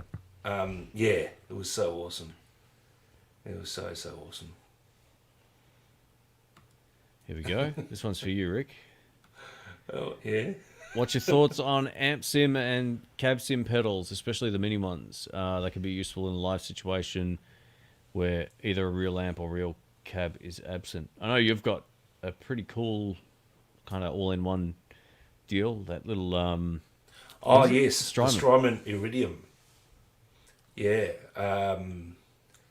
So Amsim. Yeah. So I've got the Iridium, and I used it during a lot of our lockdown jams, and Yeah. and I reckon just quietly I must have sold about 100 of them for Strymon, because people would say, Yeah. "What are you plugged into, man?" yeah, it sounded It's good. great because it doesn't try to do too many things. It's just got 3 amps in it. It's got a Fender Deluxe Reverb model. It's got a Vox AC30 Top Boost model and a Marshall Plexi model. And then you can have, each model can have a choice of 3 different IRs. And if you don't like the IRs, you can load your own and keep a library on your laptop, which is what I do.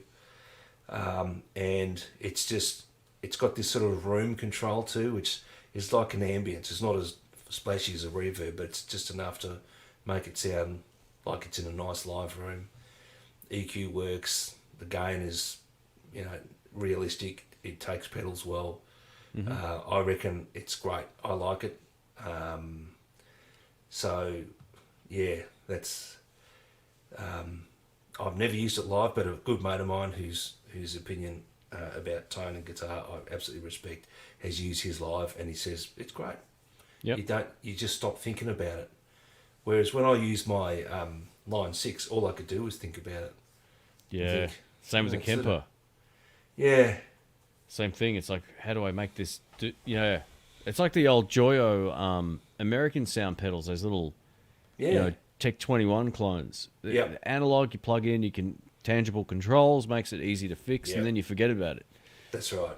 Yep. That's right. So Yeah, I would think keep it simple. I mean, the big rage on the interwebs is it's called the Quad Cortex by Neural DSP, which is basically like the next sort of incarnation of Axe FX / Helix. Ooh, thirsty. So you can do amp impulse. What's it called? Amp profiles oh yeah, and all yeah. that sort of stuff, and you can put split the paths and have all this sort of stuff. But I just disappeared up my own backside when I had the Helix with all these parallel paths and what percentage to blend in and whatever. I just need it simple, mate.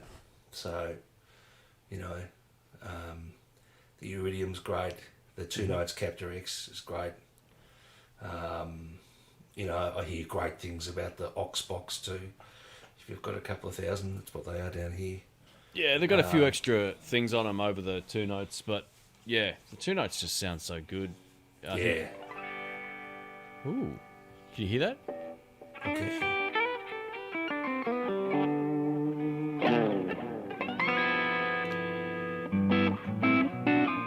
Hey, where's the delay coming from, man? It's in the effects loop of the Marshall. No way. That's the time delay from Crazy Tube Circuits. The one with the top mounted. Yeah, it's That's great. it's so good. It's got this tape warble kind of thing you can turn on as well, but I just leave it off and it sounds just I love it. The tap tempo thing and hey, we got Steve from Boston here. I think I thought I saw his name pop up. Sorry, Where is mate, he? if I didn't say good day. Where is the young boy? I thought I saw it pop up here. I must be losing. Maybe I'm losing my mind. Did I see his name pop up? No, you did. Steve from Boston. Ah, there it is. Yeah. Morning, guys. We're playing some guitar.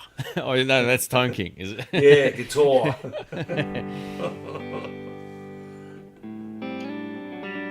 Hope you're doing well, man. It must be getting warmer over your side of the world Yeah, right about now. I reckon No more so. floods in the basement, hopefully. No. If it's 36 in Ottawa, it's going to be warm in Boston, I would think. Yeah. He was live earlier as well. Today I've had like a crazy day, man. The next live stream you do, mate, I'll be there. I still get notifications for him. I was just, today I was cutting videos all day. Or yesterday, I guess now.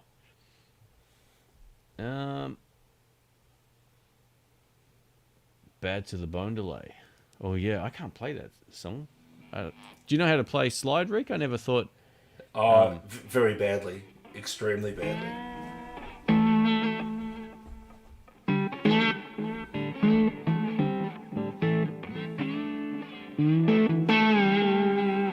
It's got a bit of. I suck at slide. I shouldn't be allowed to have one. When you got guys like Dom and Brian, they should just come and take your slide and just dispose of it thoughtfully. There was a great slide player. That's New York. We're guitar. Yeah, that's right. Yeah. Oh, sorry. I'll put this down. That's annoying. No, it's all good, mate. This is a guitar. It's a guitar channel. You got to hear guitars. There was a guy called Bob Brosman. Do you remember him at all? A great slide player, and no. he went on a pilgrimage to India because you know how a traditional Indian instrument is a slide but played sort of horizontally. Yeah. Okay. And he had this audience with this renowned Indian musician, and he sat down and the guy said, "Okay, I want you to play this note," and so he plays it and puts a lovely bit of vibrato on it, and then the guy says, "Great, I want you to practice that, and I'll see you in 8 years."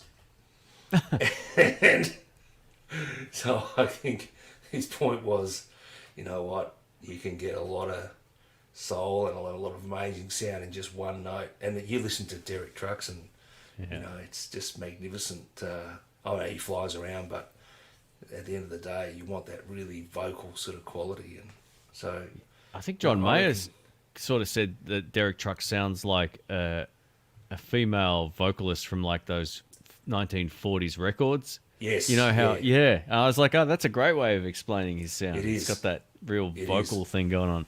no, it's so true, absolutely true. It's just amazing. Jeff asks, have I purchased any additional cabs for the Captor X? I did. I've actually purchased probably 5 or 6 of them, but the one that I use the most is the one that's actually in the speaker that's loaded into my cab, which is the... Oh, actually, not in this one. The one you just heard is the Eminence Swamp Thing one. I think it's called the Bayou. Yeah, I know we may actually say that differently to overseas, but no, that's about right. Bayou, By you, born yeah. on the Bayou. Yeah. Yeah, Anyway, so yeah, that's basically an Eminence one that is part of their like online shop thing. I bought a couple of Princeton ones and just the speakers that I had. I think from my experience using the 2-Note stuff, the ones from their store seem to sound and respond better than third-party ones that I've tried plugging them in. It just doesn't. It just doesn't sound as good, and I don't know what it is. Maybe you can't sort of move things around the space as well with those other ones, or whatever the case is. You're kind of locked to a particular Yeah. tone. yeah. But yeah, I've been using the same one for years and years and years now. Yeah, it's called the Bayou. It's a 2x12 box.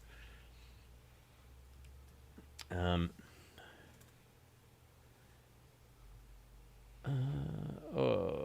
on. What were you running through there? Did you say the Marshall? Yeah, this is my DSL 40 CR going into the 2-Notes Captor X.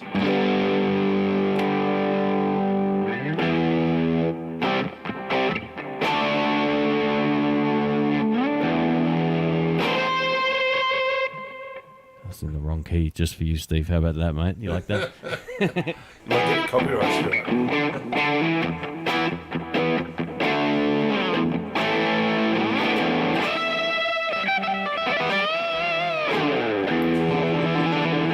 Yeah, that's just going out into the Captor X. I thought you were going to play a whole lot of love just then, man. Just a hint. I'd be one of those guys butchering it on Instagram. Don't worry about that. Yeah, one of the best versions I've ever heard is who's that guy that does the vocal? Michael Winslow, is it his name? Yeah. Oh, that's Have cool. you seen? That's crazy. Yeah, I've seen that. Police Crazy Academy stuff. guy. Yeah. Is that his name? Michael Winslow? Mm-hmm. Yeah. Yeah. Yep. Ray James asks, have you checked out Justin Johnson Swamp? Yeah. You know, Justin Johnson he's plays the Little Crow guitars. Yeah, and shovels as well with strings. That was his viral video all those years ago. Yeah, that's He was right. the a shovel guy. Relic Yeah. shovel. There's a bit of rust on it and Yeah. a bit of paint chipped off the shovel handle. But that guy's cool. I think he's American, isn't He is, he? yeah. Yeah, very cool. It's funny because I tried emailing him a while back and I didn't get a response, and he emailed me and he didn't get a response. So I don't know what's going on with our connection, but we both emailed Little Crow and he's like, no one replied. I was like, yeah, I didn't get an email. So I'm going to man. see if I can get in contact with him at some point. Might be Yeah. fun doing something with him online. Arnab said the Indian guy I was talking about Bob Brosnan is Vishwa Mohan Bhatt. Yeah, that would be right. He's a legend over there. He invented his own version of slide guitar, the Mohan Vina. Well, Oh, cool. yeah. So 8 years for one note. Yeah, the guy, he must sweat over him. It's very cool. I like that. He even played at the Crossroads Guitar Festival. I've got that on DVD. Let me look this guy up. Oh, yeah, actually, I do remember that. Yeah, there was like an Indian ensemble in that Crossroads. Was that the first one? Yeah, it was. Yeah. Yeah. I've got Is pretty it the sure I've one got that. where Bill Oh, Murray yeah, comes out? I remember this. Yeah, wow. Let's check It's it a real out. shame that Eric Clapton hasn't invited like Chris Kane or Papa Chubby there, man. Because I really feel like Papa Chubby's sort of much like Derek Trucks. That dude's on another level. Like he's so good, Yeah. and he's I don't know if he's not a household name enough or whatever, but man, for a guitar player as good, every time I watch that guy play, it's so frustrating and awesome. When you want to go, oh, I want to practice more, but I also want to quit. Yeah. They're Yeah. two guys I'd love to see if he ever does that again at the show. But Yeah. The crowd would be jumping with Papa Chubby. oh man, Because he takes any song and he just puts some, heavy duty, whatever. What's that? attitude. Yeah. Yeah, It's like that nitro stuff. Is in those cars when they flick a switch and yeah, it the takes nitros. off? Yeah. Yeah, it's like that. It just takes any sort of tired old blues tune that's been killed at millions of blues jams around the world and gives it something fresh and then bashes you around the head with it. It's awesome. Yeah, his tribute to Hendrix, who did a couple of live tours of all Hendrix stuff, and it's Yeah. so good and it's different as well. But he's got it all. This guy, I really love his stuff. A good songwriter too. Like, yeah, I don't know why he hasn't been a part of those shows. I don't know if there's a weird record label click thing or what, but it'd be great to see him up there because I sent some of his stuff to Robert Baker a while back. I said, man, try work out what he's doing here and make an instructional video so I can learn it. It's just crazy. He's got this great picking attack thing and sweepy thing, and he can play all country music and blues, and he's a blues rocker first and foremost. But man, he can chop it up with the best of them. He's crazy. Yeah. Scott Briggs, Marshalls are okay for blues, but better for metal and hard rock. Well, Scott, I am going to beg to differ, mate, because Yeah, me too. if you have Beano, the Beano album from John Mayall and the Blues Breakers, that just took electric blues into the stratosphere. Look, certainly the modern, the high gainy sort of JCM 900, all that sort of stuff. Yeah, that's that sort of heavy rock and stuff. But yeah, the ones with just the classic gain, which is not sort of all sort of overly compressed and mosquito-y, just sort of hits you right in the chest. Still, I reckon Yep. they're entirely up for the blues for sure. All right. How you holding up, Rick? We've been going, I think, what is it, 2 hours? Are you An hour serious? and 38 minutes. Sorry, my I'm mistake. fine, mate. I've not yet begun to fight. It's fine. It's all good. Let me just scroll back. I'll see if I missed any questions here. Someone was asking about a Friedman earlier. I don't know if you already... Oh, I can only scroll back so far on this Yeah. StreamYard thing. That's all right. Peter says, I'm thinking about getting a Marshall 10G amp for my SG. What are your thoughts on that? I played a Marshall MG30 FX, MG15. I've forgotten which one it is. It's one of those little amps, and it was surprisingly great. That was one of those ones we played at Sky Music. When we were doing that the was live good. It was a session. good. It was a pedal platform. Yeah. Yeah. We turned off all the digital Velveeta, and it was good. It cut through. It was fine. I haven't played the 10G before, so I'm not too sure. At least I don't recall playing it. But yeah, those MG30 FX amps are pretty great, Yeah. I think so. Sorry. Hey, thanks, Steve. Cheers, man. I just realised I missed your comment there. All right. Do you have any guitars with plywood fretboards, or have you ever played one? Mine plays well with a slide. No. No. I don't know if I've ever seen a guitar with plywood fretboard before. No. That makes too. So I guess if you're playing slide, doesn't matter what your fretboard is because you're not actually touching it. Yeah. You leave the guitar out in the snow for a couple of days just to get the action higher, and you're good to go. Exactly.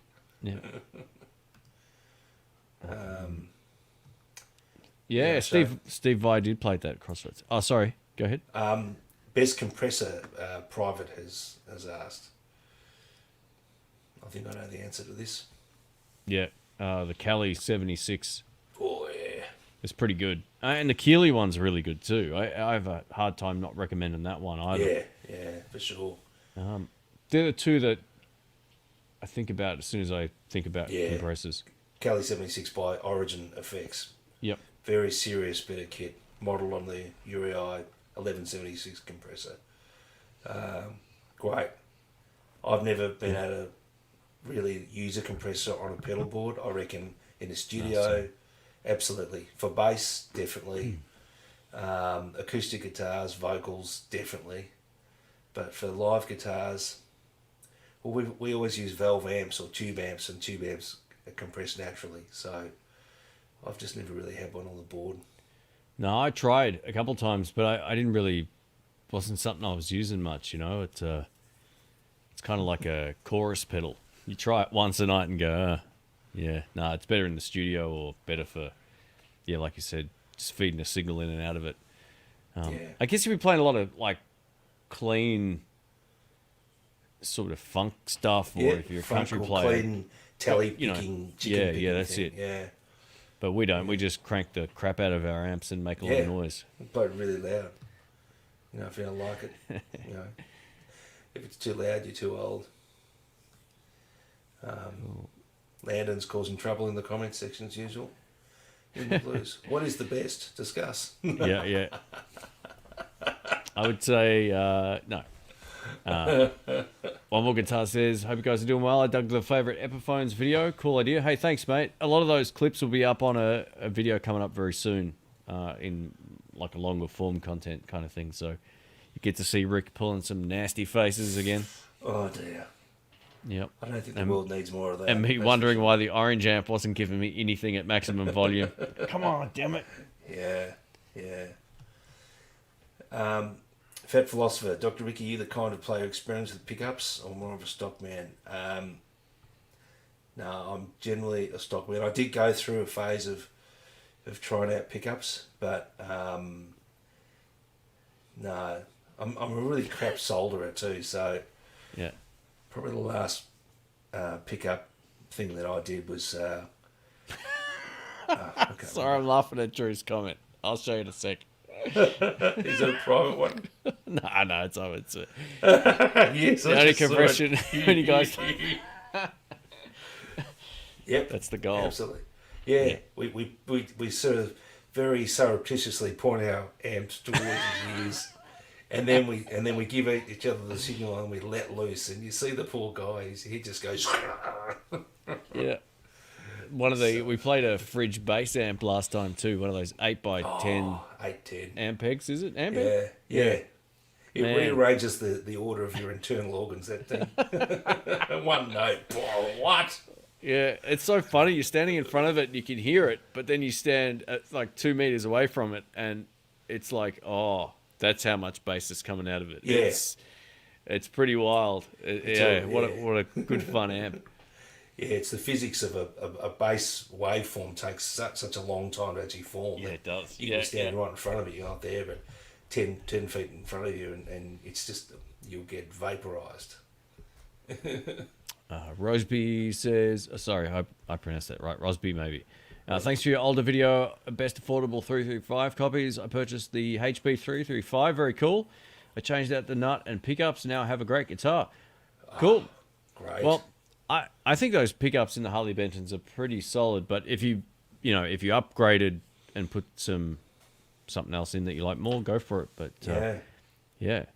You're very brave, Rosby, to change pickups on a 335 is, you've got a fishing line down through the F holes and through the, the holes for the pots, and that just looks like an absolute world of pain. Yeah, I that's one guitar I don't ever want to work on again. For me personally, I can't handle it. It's just a Yeah. it's a nightmare working on those things in terms of you're right, trying to get the. I remember changing the switch on my 335, and even that was the cables were just long enough. I don't know how they do it, man. It was tough. Yeah, it's witchcraft. But I'm glad you're digging the video, mate. That's awesome. Good stuff. Thank you. Yeah, it's cool. Orion Quest. Thoughts on GravTech saddles? Yep. I went through a phase of having them in my Strats. You know, I'm not sure if string manufacturer has changed or what, but I used to pop strings all the time. Like all the time. I could barely get through a gig without popping a string. And now I can't remember the last time I busted a string. Yeah, it's pretty rare unless they're really old. I hardly ever break them anymore. I'm always using that fingery stuff too, just to keep the strings fit. I don't know if it actually does anything for the longevity of it, but just wiping them down with that before and after or whatever, it just sort of, it's been ages since I've broken strings too. It doesn't happen that often, but we're not playing as much as we used to either. Yeah, it's probably, that could be it, or maybe I'm not attacking them as hard as I used to, but so look, I used to sort of hear a bit of a tonal difference. I used to think it made it just a bit darker, but it certainly saves, popping strings, but I haven't done it for such a long time. I probably wouldn't consider doing it again. I'd rather just have a look at where the string goes over the saddle, make sure there's no burrs in it, and give it a little light, a couple of passes with some pretty fine, 1,000 grit sandpaper, and keep it all smooth, rather than do that. Cool. This is the coolest name of the night right here, or at least second coolest. Caetano says, what's the main difference between a Telecaster with 2 regular humbuckers and 2 mini humbuckers? So mini humbuckers are going to be a lot brighter and not have as much low end, which is kind of good in a Telecaster. I generally, not all of the time, but generally speaking, like if you look at the thin line Telecaster, they're very muddy sounding. I don't know if that's definitely not inherent of all humbuckers in all Telecasters, because we played remember that custom shop one with the neck humbucker that's at Sydney in 2 colours? Yep. Yeah, that one. And that sounds killer. So, Yeah, but it does. generally speaking, mini humbuckers are going to be brighter. They're like a hotter tally pickup, but with no buzz. Yeah, they've got a narrower sort of surface to sense the string, so you're going to get a bit more twang. But actually, Fender are making this tele pickup called a CUNIF, CUNIFE, so it's copper, nickel, iron, and I'm interested to hear those, because apparently they're meant to be a cheapy sort of humbucker compared to those really crappy full range dark mud buckers that they put in the 72 thin lines. Yeah, they're shocking pickups, those things. Yeah. I'm yet to hear one of those guitars really sing.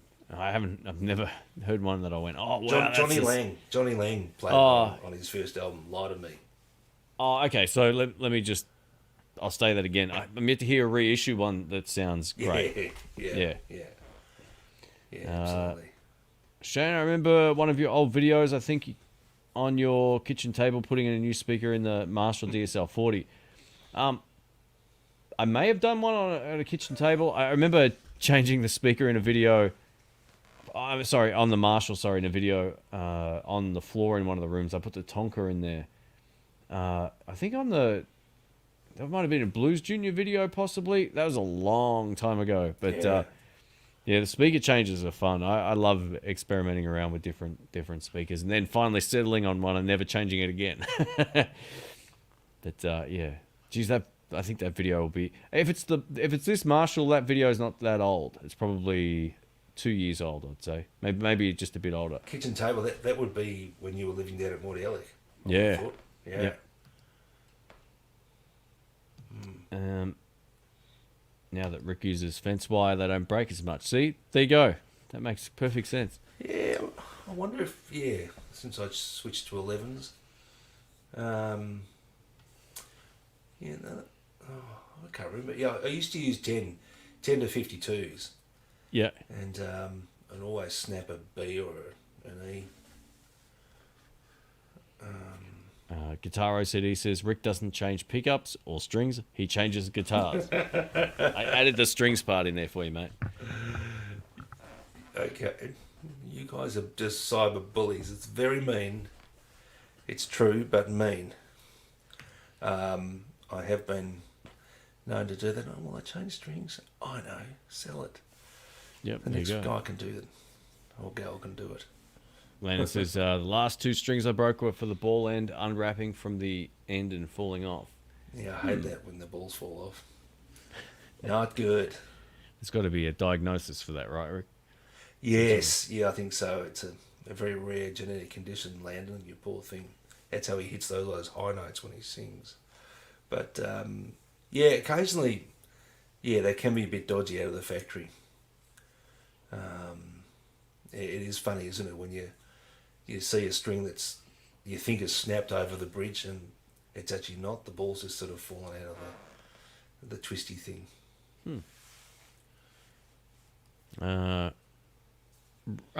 Rumi, sorry. Thank you for the super chat. He says, I switched from 0.88 millimeters pick to a 0.60 millimeter one.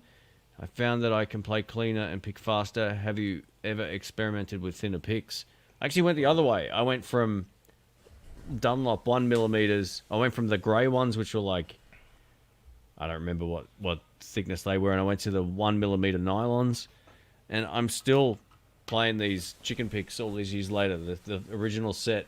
So, yeah, and these are 2.6 millimeters. I actually find that these work better for me personally. The edges are kind of thin, but they're fat in the hand. I don't know, it just sort of, I don't have to hold it as hard. So, for me, they work. But what about you, Rick? What are you playing? Are you still using those same ones? Yeah, sorry, where can you see it? There we go. Yeah, so it's a John Petrucci Dunlop pick, Okay, cool. and it's pretty thick. And yeah, I just find that they glance over the string because you don't hit it square on. You always hit it slightly on the angle, and I really like it. So I'm all at sea. The only time I've used a thin pick is for acoustic strumming. If you want that sort of light, sort of strummy sound. But no, if I was playing a 0.6 mil, because I grip the pick pretty hard, I push them out of shape. Yeah, that's why I stopped using those grey ones. Same Yeah. thing. Yeah. And Rumi, if you want to use those 0.6s, just buy. I'll send you some lids off ice cream containers. You can just cut out a pick size thing of that, and that's about what you can use for that. I couldn't personally, but I'm self-taught. I'm sure if any of these great teachers like Robert looked at my pick technique, they'd just say, "Man, that's all kinds of messed up." But I'm glad it's working for you. That's why you pull the faces, mate, so no one looks. That's right. They're just thinking, "What's They're that like- stank?" Yeah. Rosby says, now I'm working on a pedalboard setup. Thoughts? I'm a folk rock kind of guy. Man, building a pedalboard is kind of like, what do you need, That's first thing, pedal tuner. Yeah. Yeah, I mean, I'm not really like a folk rock kind of player, but it sort of depends on your amp and if you've already got dirty sounds you like or not. It's sort of like an open-ended question. I need more info. Yeah, I don't quite even know what folk rock is actually. Is that Yeah, I don't know. is that like Grateful Dead, that sort of thing, Yeah, maybe. Yeah, I don't know. or would they call that stoner rock or something? I don't know. Hey, Jamal's back. Yeah, and Fat's gone to sleep too. So thanks for joining, mate. There we go. Yeah, you're right. Yeah. Sorry, there we go. Too late. Take it Morning, easy, mate. man. Yeah. Good Must to be see getting you. late here if it's too late for him. Is he behind us or in front? Japan. Where is he? Japan. Oh, I think he's in front of us. Oh, okay. Yeah. I want to know. Let me see. He's actually behind us. It's an Is hour he? different. Yeah. Oh, Mate, wow. what a softie. No, it's all good. He's probably got to work. work. Who does that? We've got Stu from Oz. Welcome, mate. Hope you're doing well. Thanks for joining in. Yeah. That's not a knife. Yeah, I love these picks. It's funny. Like I never thought I'd be playing a big pick ever. I was so like fixated on using the same picks all the time until I got these. And Yeah. I don't mind going back to the Dunlops every now and then, just as a last resort. But I always end up using the top edge and not the pick part on any of those old style picks, because I find like it gives me more like surface area or something. I don't know. I always use the handle part. I met a guy called Michael Dolce, who's an unbelievable guitar player. He's an Australian session guy, and you know, and I had the temerity to play in front of him, and then saw what he could do. But he uses these picks called Hawk picks. They're from the UK, and they're like, I think they're £35 each. Oh wow! Yeah, store. Let's have a look. That seems reasonable, mate. Josh Allen pick. How do you find this stuff? Oh, because he was showing me. Oh, okay. All right, cool. And I just thought, far out, Brussels sprout. Made me feel like a cheapskate. Let's have a look and see. Yeah, I'm just having a look now. I've seen it. Actually, The 12. oh, the £12. Euros. £12. Yeah. £12. So that's a about lot of money. $24. Yeah. Yeah, the chicken picks that I use, I think they're like 3 for. They used to be 3 for about $15, which was a lot initially. I was like, man, that's expensive, but they last so long. Yeah. I don't know how much the chicken picks are anymore, but they're good. Yeah. You got a party going on at your place, have you, Rick? Oh, Paddy's mate has just got the latest PlayStation, and Paddy's had that for a while. Because did I tell you he's got a job? He's delivering pizzas for Domino's. Yeah. And like, get this again. I must be a cheapskate. Do you tip the pizza or the Uber Eats people that drop your food in? Oh, I did, yeah. Just the Uber Eats stuff. Yeah. They get paid hardly anything, so I usually just do whatever the base thing is. It's like adds like $1.50 or something to it. Man, I reckon he's walking away with an extra $30 a shift. Oh, that's good. Cool. Yeah, it's crazy. And Yeah. he gets to drive around, and I mean, you're always happy when the pizza dude comes to your house. Yeah. You know, brings a whole lot of love.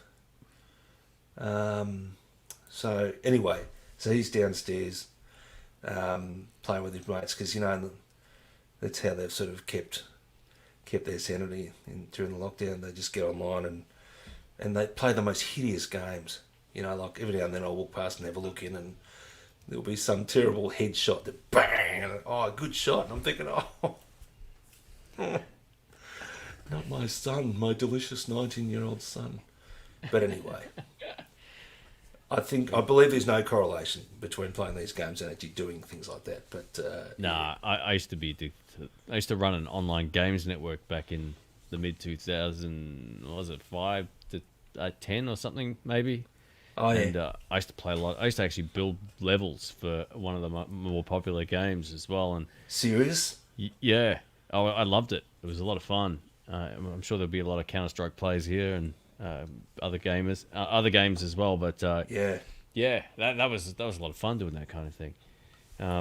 So yeah, I think anyone who's attached to people can separate that from reality pretty easily, mate. Don't think you'll have to worry about that. Yeah, Starts no, Jack that- pulling people out of cars or something, then there's a problem.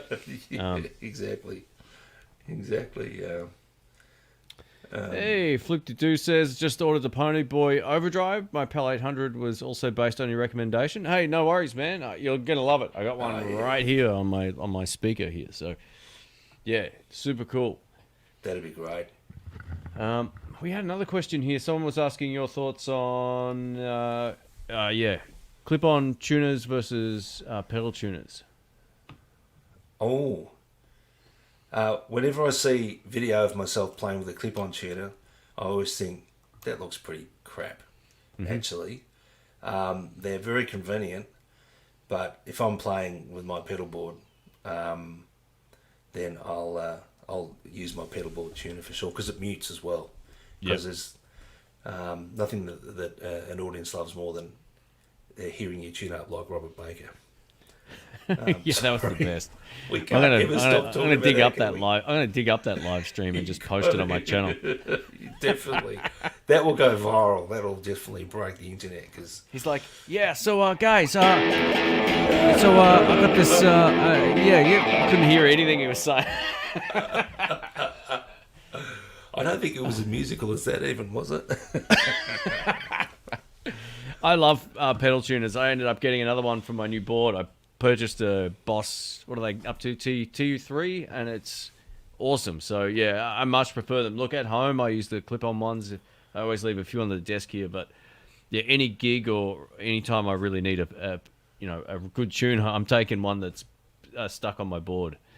It's definitely the way to go. Hey, we got Peter Gregg here. Welcome, mate. Let me... where'd the chat go? Here we go. Yeah, D-Dust. That's from Orion Quest. Yeah, I used to build a lot of those fun maps. You probably ended up playing on a lot of them. Peter, welcome, mate. I hope you're doing well. A whole lot of love. We were talking about that song before. Sounds great. Good show. Good games, too. Thanks, mate. Guys, if you're into good camera equipment reviews and live streams and stuff, go check out Peter Gregg's channel. He's one of my gas enablers for when it comes to camera equipment. He's an instigator. Welcome, mate. I hope you're doing well. I haven't caught a live stream of yours in a little bit, but I'll try and make the next one. I think it'll be, maybe Saturday my time. Man, this chat's going quite funny, actually, isn't it? Really. Here we go. Rick can spend 20 grand on a distressed telly, but he can't tip the Uber guy. I will tell you now. Yeah, I mean I don't think we've ever had an Uber Eats delivery, but I always tipped the Uber driver, and I used to tip the taxi drivers. You remember those? Remember those guys that used to be around? The guys that would sleep in their cab, and it smelled like BO and kebabs. Anyway, I just didn't. Yeah, but yeah, tipping is not a part of what we do here too. That's right. Because our minimum wage is, I mean, what my son is on to drive pizzas around is kind of, it's a bit embarrassing, really, what he's getting. We've got a super chat from Terry. Thank you, man. Far out. He says, Dr. Rick would know his stuff. After all, he's the doctor. I'm not sure in relation to what comment that was, but yeah, Rick's full of strange and interesting information. Yeah, mostly strange and sort of useless stuff. But Terry, I hope you're well. I saw recently that you'd had to get something attended to, and when you said assist, I thought, well, they can be anywhere. So I hope wherever it was that you're recovering okay. Yeah, all the best, man. Yeah, that doesn't sound great, but yeah, looks like you're getting pretty fit too, mate. From I've seen some of your posts recently, so good work. Yeah, there's the camera here. He shoveled snow all winter, and I think he was doing like renovations around the house and whatnot. Cool. Oh, awesome stuff. Yeah, thanks again, mate. I appreciate it. Thanks for dropping in. Too kind, mate. God, he goes $5. You know what you can get at Timmy Hortons for $5? A lot of good things. So thank you, Terry. I appreciate that.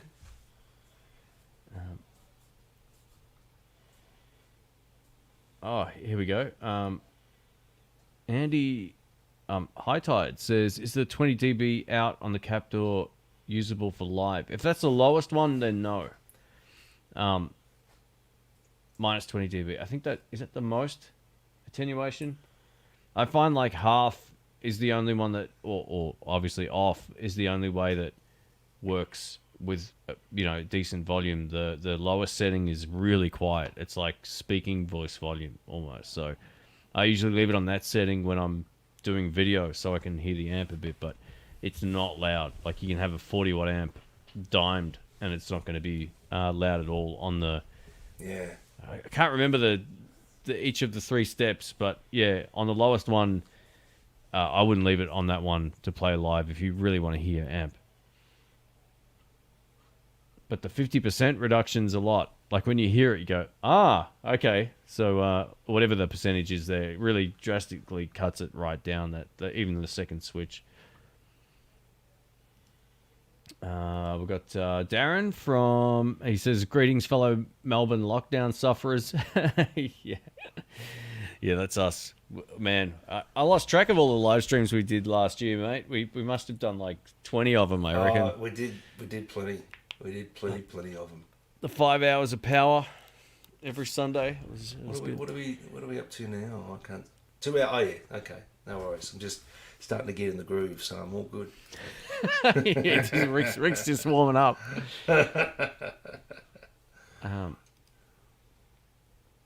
I used to deliver pizzas for a while. One parking fine, and the night is a washout. Mate, it's like that gig we did at. I don't know if you played at that gig at the Brunswick or not. We might have had a friend Talib playing drums that night. Yeah, no, that's where didn't you? At least 2 of you got a parking fine. Yeah, and it was like we ended up with like negative $50 at the end of the night, and we had to drive an hour and a half. That was a great night. That was a big in the end of the Brunny, mate. Yeah, and then it kind of flooded not long after that, I think. Yep, it's all gone. Hey, yeah, see, Aaron Short knows Peter, Greg. We all go on his live streams on the Saturdays. Feel free to jump in here, Rick. Peter's the camera guy, right? Yeah. Yeah, awesome. Miami, Florida. Oh, wow. Hey, we've got Sean Brooks here. Welcome, mate. Hope you're doing well. Yeah.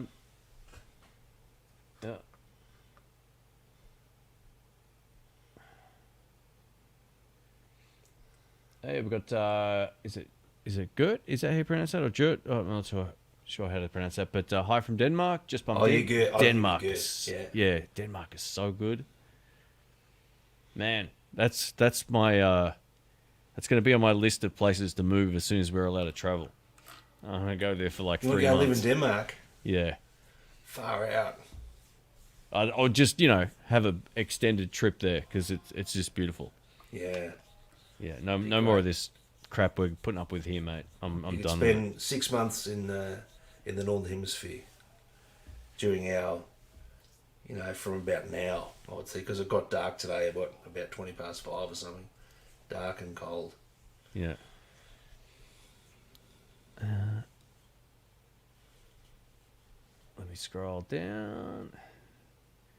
Oh yeah, Terry's just saying procedure went well. Not moving too quickly. And thank you. I have been losing weight and toning up. Good stuff, man. You'll never look back, mate. You'll once you start, it's easy. So good stuff. Well done. Good on you, mate. Upload a photo, Terry. No, don't. Of the stitches, that is. Yeah, Rick gets a kick out of looking at gross stuff. He's like, you should see this toe I operated on. I'm like, how bad is it? I see it go out of the corner of my eye. I'm like, I'm not looking at that, mate. I can watch the worst horror movies ever. I don't care about that stuff. But when it's like a disgusting toe, and I'm like, oh man, yeah, it's a strange fetish you got there, Rick. I don't quite understand it, but it is a bit odd. I mean, even when I'm doing the procedure, I'm starting to feel a bit queasy. But I keep trying to teach the other doctors in my practice, and they just go, mate, you can have it. You can have it. Let's mix up the live stream shot here. Ready? How about that? Is that better or worse? Well, we're kind of out of shot now. There you go, Rick. Just sit like this for the next 30 minutes. No. I'll put it back. That's all right. Nightmare guitars. Which ones you wish you had never bought?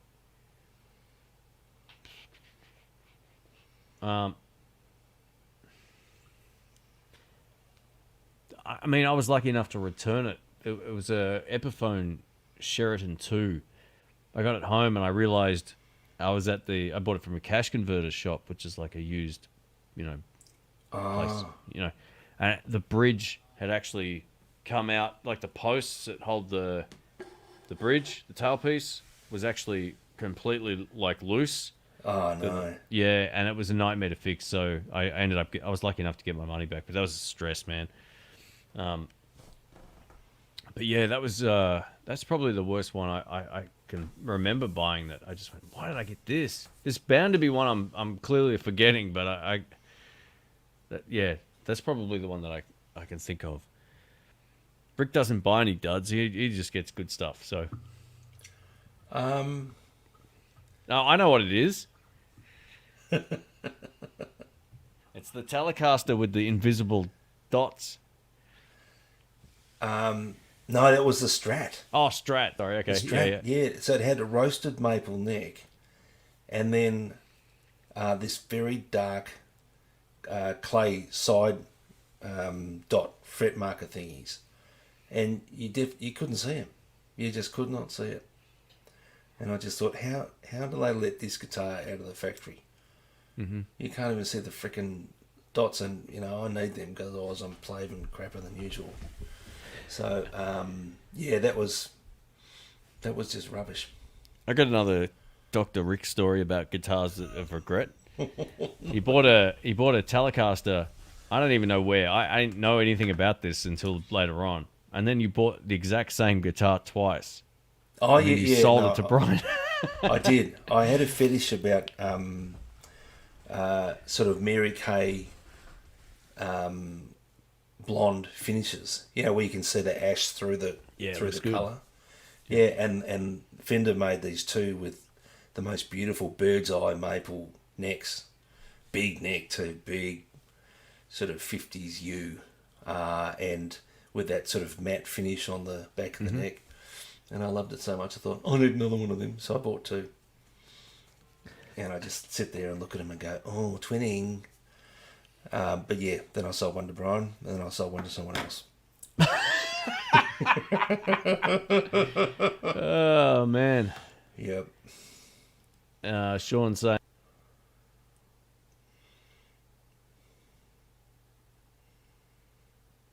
Ooh.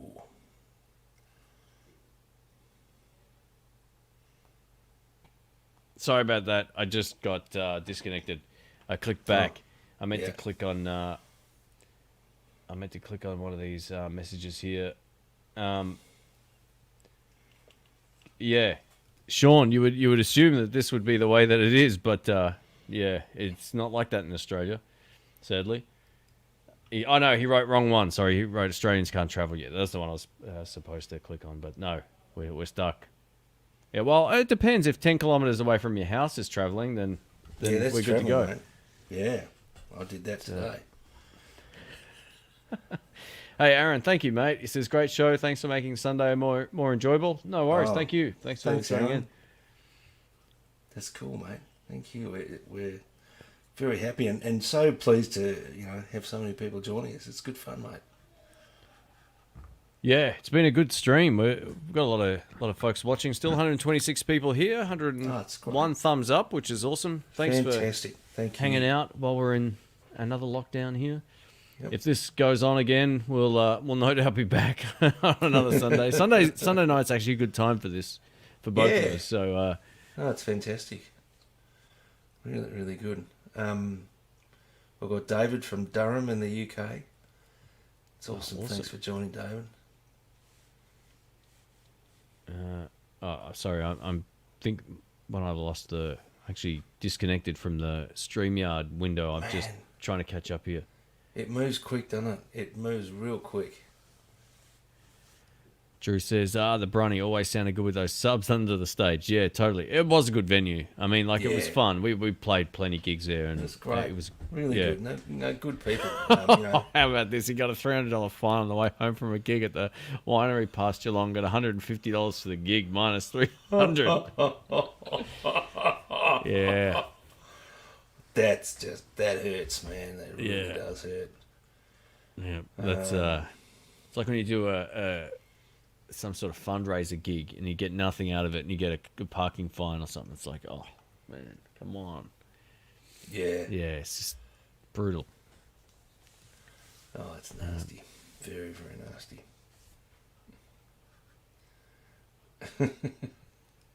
Jeff says, that's one of my questions when buying a new guitar. How visible are the side dots? You know, it wasn't even something I even thought about until I met Rick. Like, he was the first one to mention that. I think you either look sort of subconsciously at the dots or you look at the dots on the fretboard or whatever markers there are. It's one or the other. I don't think you kind of look at both, really, unless you're... I don't know. Yeah, I always look at the side dots. Because, you know, my Phil X guitar doesn't have any dots on the fretboard. Oh, yeah? So I really kind of rely on them. But, yeah, I just didn't... All I saw was, it's Fiesta Red, it's Fiesta Red, I love that. And it wasn't until I had it. And anything in, you know, in less than sort of operating theatre light, you just can't bloody see them. It was terrible. And look, you know, I guess I could have... I think you could get... you know, those glow-in-the-dark dots put in, but there's something about coughing up that amount of dough for a guitar that you just don't think, gosh, I need to get something done so I can see where the bloody frets are.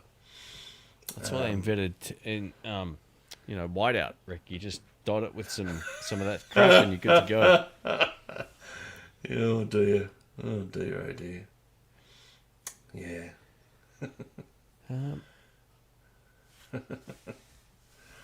There's some funny stuff going on here.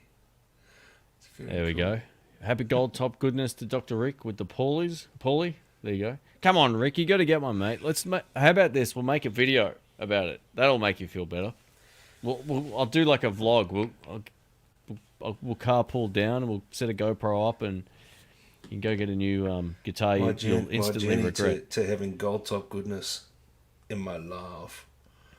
I'll have to look and see what's going on. Yeah.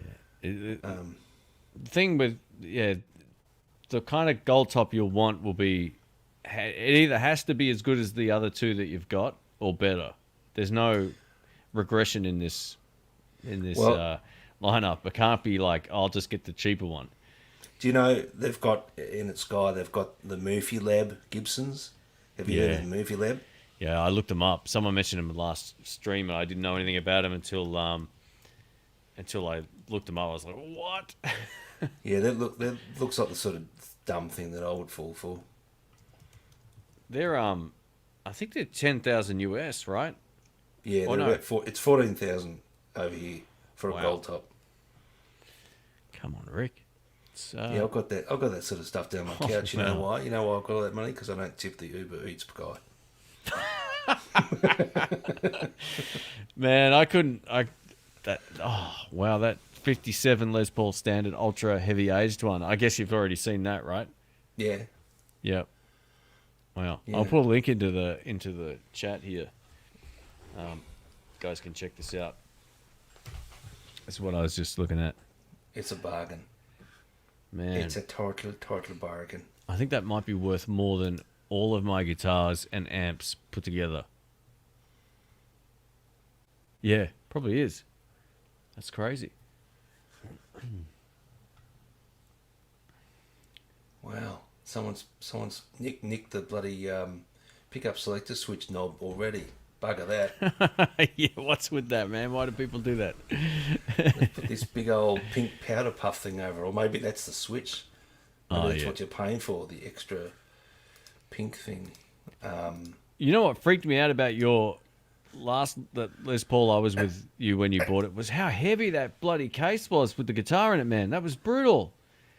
The case itself weighed a ton. The cases are heavy. You know, the other sorts of cases, PRS cases are really heavy too. They're crazy heavy. They're huge as well. Yeah, they are. But those Gibson. I mean, I saw someone trying to sell one for $400 and something just for the freaking case. Unbelievable. It comes with extra tone, mate. That's what you're buying. Yeah. Wow. These are really nice looking guitars. I mean, there's not a chance in hell I'd ever buy one of these, but Nah, but we'll go we'll do a keys to the shop and I'll play them. I'd actually love a Deep Cherry 335 to play. oh yeah, Yeah. Yep. that's the cheapest one of the bunch, mate. Let's do it. Is it? Yeah, it's Is it? only $12,500. Oh, don't mess with me. Come on. Yeah, it is. Really? Yeah. There you go. I'll send it in our private chat window here. Private chat window. Sounds good. I like the sound of that. Oh, we might have to wrap this up. I'm starting to fade. Maybe Oh, yeah? another 20 minutes. Crack or so. another Pepsi Max, mate. Yeah, Come I on. might have to run off again. You got the iron belly going on. Iron bladder. No, I told you I've got a catheter in, mate. I'm fine. Just, every now and then you just see me go, and then I'm good to go. Oh, you're a sick man. That's why we love you.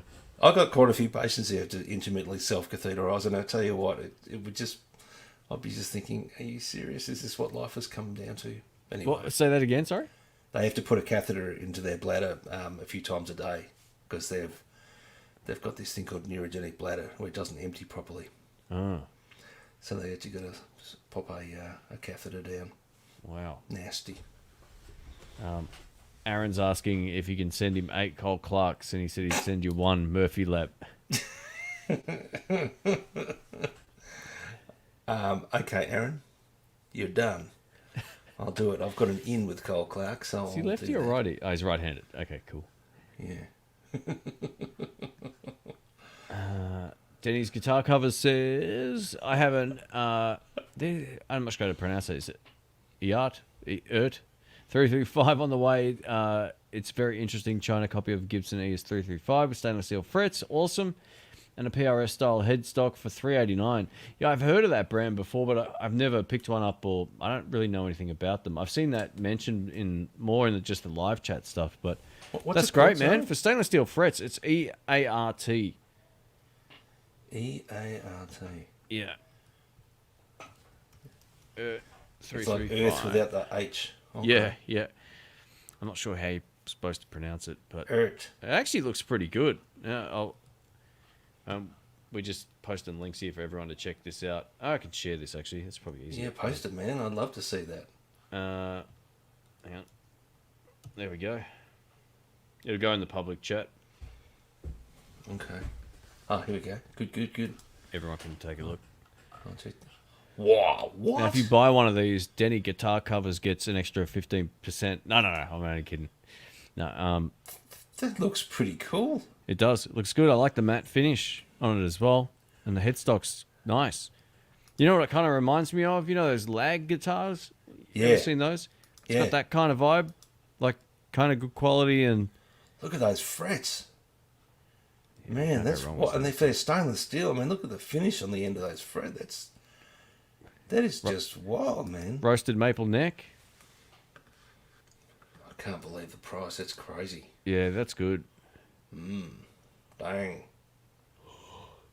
Oh, Daryl Braun did one. Far out. He must have got a freebie. Ooh. Okay. It's all right. Yeah, it's a guitar brand. I guess you're taking a bit of a punt on it. If what happened? Landon. He Oh. thinks it's a typo. It should be called fart. There you go. Yeah, I think all guitar companies should be using stainless steel frets. Like, Yeah. just do it. There's no downside to it. Yeah. That's cool. James says Anderson's released a bunch of Gibson Murphy Labs Les Paul starting between 4,000 and 5,000 euros, just a little more here in the US. Wow. So what's? Stagger, mate. I'm a bit out of the loop with them, although I've seen and heard of them now. Oh, yeah, What so, makes them so expensive? Yeah, Tom Murphy is the Gibson sort of custom shop go-to yeah. guy for relicking. So he has his way with them and makes all the nitro crack and tarnishes all the parts and it's like, you know, when you lend a guitar to Stinky Mike and it comes back a few months later, it looks like that. Yeah. It's man. the sort of guitar equivalent of a soup kitchen. But yeah, it's just crazy. It's weird, you know, like I get the Fender Relic thing, but how You're a weird is changed my man, brain? mate. I don't You get bought- the Gibson Relic thing. Sorry, I thought I thought you liked the Gibson Relic thing. You don't. Nah, Oh, okay. no. How weird is that? That's weird, isn't it, guys? That's really weird. You know what it is? I think it's like it could just be that the Gibson vibe of how they finish their guitars it's visually way more impressive. Maybe because there's no bolt-on parts or whatever. It could just be that it sort of suits the Strat vibe more or something, rather than ruining like, a super high gloss, sort of hand finished. No, I think you're right. I mean, we've had this chat before where I can see how much work goes into a Les Paul or a 335. Yeah. There's a lot of work that goes in. Whereas for me, a Strat or a Tele is cut out on a CNC machine, and the neck is cut out on a CNC machine, and they bolt it on, and yeah, mate, it's an awesome design, it's killer, but I just can't see how someone would, want to charge you $8,000 for a Strat, or, we looked at the Fender Pinot Palladino signature bass, that's $8,000, Wow. and I just don't get that, but. I'm just full of contradictions and weird value judgments and crap, but that's what you get when you join me on a live chat. Mate, let's do the double. We'll get that on film. We'll get you the double. Get you a gold top and a double cut, and then we'll get the hell out of there. Oh, yeah. I'll tell you what, mate, I couldn't come home. It will be extremely bad for my longevity. Yeah, Surfer be saying that he thinks it suits the Strat and Tele vibe more. Hey, yeah, I think so as well. It's like I was, if you'd be look at it this way, you'd be more devastated if you say put a hole in the back of or in the front of a PRS or a Gibson over, like a Strat on the most part, unless it's brand new like my Telecaster was when I dinged it. But it's sort of like a different level of finesse on the finish, or whatever you want to call it. Just those 10 tops, they're pretty beautiful. Yeah, exactly. And I will. The day that Khaled smashes his headstock into my 59 will be a day that I just cry. It'll be a very bad feeling. You did that to my Les Paul, the VOS custom shop back in the day. What? Yeah, that's the guitar that he smashed into. He's so clumsy like that. How's he still alive? Man, it's just... is that what did you bang him on the forehead? Is that why he's got that lump on his head? Yeah, it must have been. Yeah, good. Bastard. He had it coming, bang. Yeah. Yeah, far out. You got to get a V, mate. Even GW Taylor's saying, got to get a V. Is there any V's in this fancy cork sniffing level of instruments that we're looking at here? There probably is, but not. Whatever happened to what were they called? The Carina ones. Are there any of them floating around anywhere? No. Goldfield Music's got one. What? Billy Hyde. What? Mate, they got them everywhere. Oh no, they're not the one that you like though. Hang on. Yeah, I like the one with the sort of the V-shaped. Sort of bridge. Well, sorry, where the strings come through. I know what you're talking about. Yeah. Yeah. All right, everybody, what we're going to do now to wrap this stream up, Rick's going to order a new Gibson custom shop guitar online. Okay. So, oh no, there's some good ones, man. Ooh, they got one called a Flying V Custom with ebony fingerboard gloss. It's like a black version of that exact guitar. Where's this? Oh, I'll send you the link. I'll put it in the chat here for you.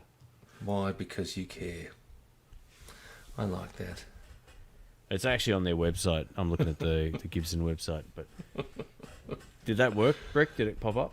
In the private chat? I'll just have a look. I don't even know where I'm looking. I'm just in free fall. Oh, that's all right. Just go to gibson.com/guitars/flying-v. Oh, I'll put in the public chat. It doesn't matter. I mean, They're making some things, aren't they, mate? That make they it easy. really for are you. putting out some good stuff. I just got to give a nod to Rumi. He says Dr. Wick's catheters, aka tube screamers. That's very funny. I appreciate that. Far out. Here we are. Gibson flying. Yeah, is Summon Am on this year? It looks like it might be. When I'm at Summon Am, I want to visit the new Gibson showroom there in Nashville. That'll be cool. I hope it's on this year. It'd be great. It'd be enough time between like the last one and this one to actually see something different. Like, you know what I mean? Like a year's not a lot. It's like going to it's better than that, but you know, go to the Melbourne Guitar Shop 2 years in a row. The Melbourne Guitar Show 2 years in a row. Everything's the same as it was the year before. There's not enough difference, so maybe the time will, maybe some new stuff will pop up.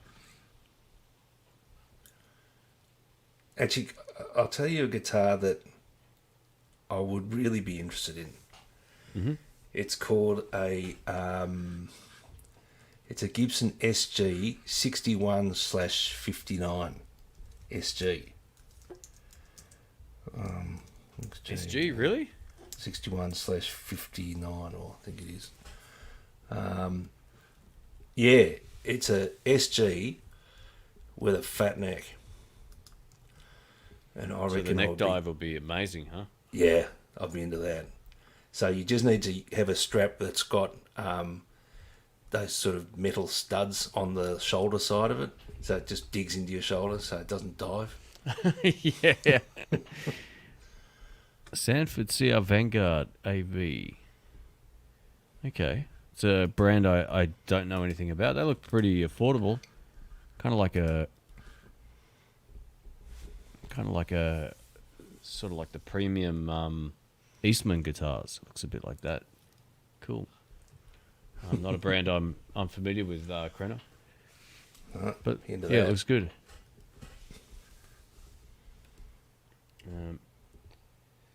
All right. Are you? I had to run off again, Rick. I had two Yeah, cans. no, while I'm you good. did singing. Yep, hand me the keys to the car. I'll just drive it on Alright. the driveway. excuse me. Yeah, I'll be right back. No worries.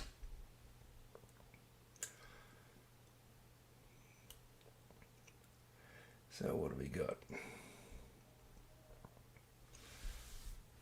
Yeah, Summer Nam. I was talking to a guy today who actually been to the last. Well, there was a Nam apparently early in 2020, and he actually said that because there's this infection that goes around Nam that they call Namthrax. And anyway, he said he got really sick, like a really bad flu. He wonders whether he had COVID. Anyway, we'll get an antibody test done, but it would be amazing if Nam would be on.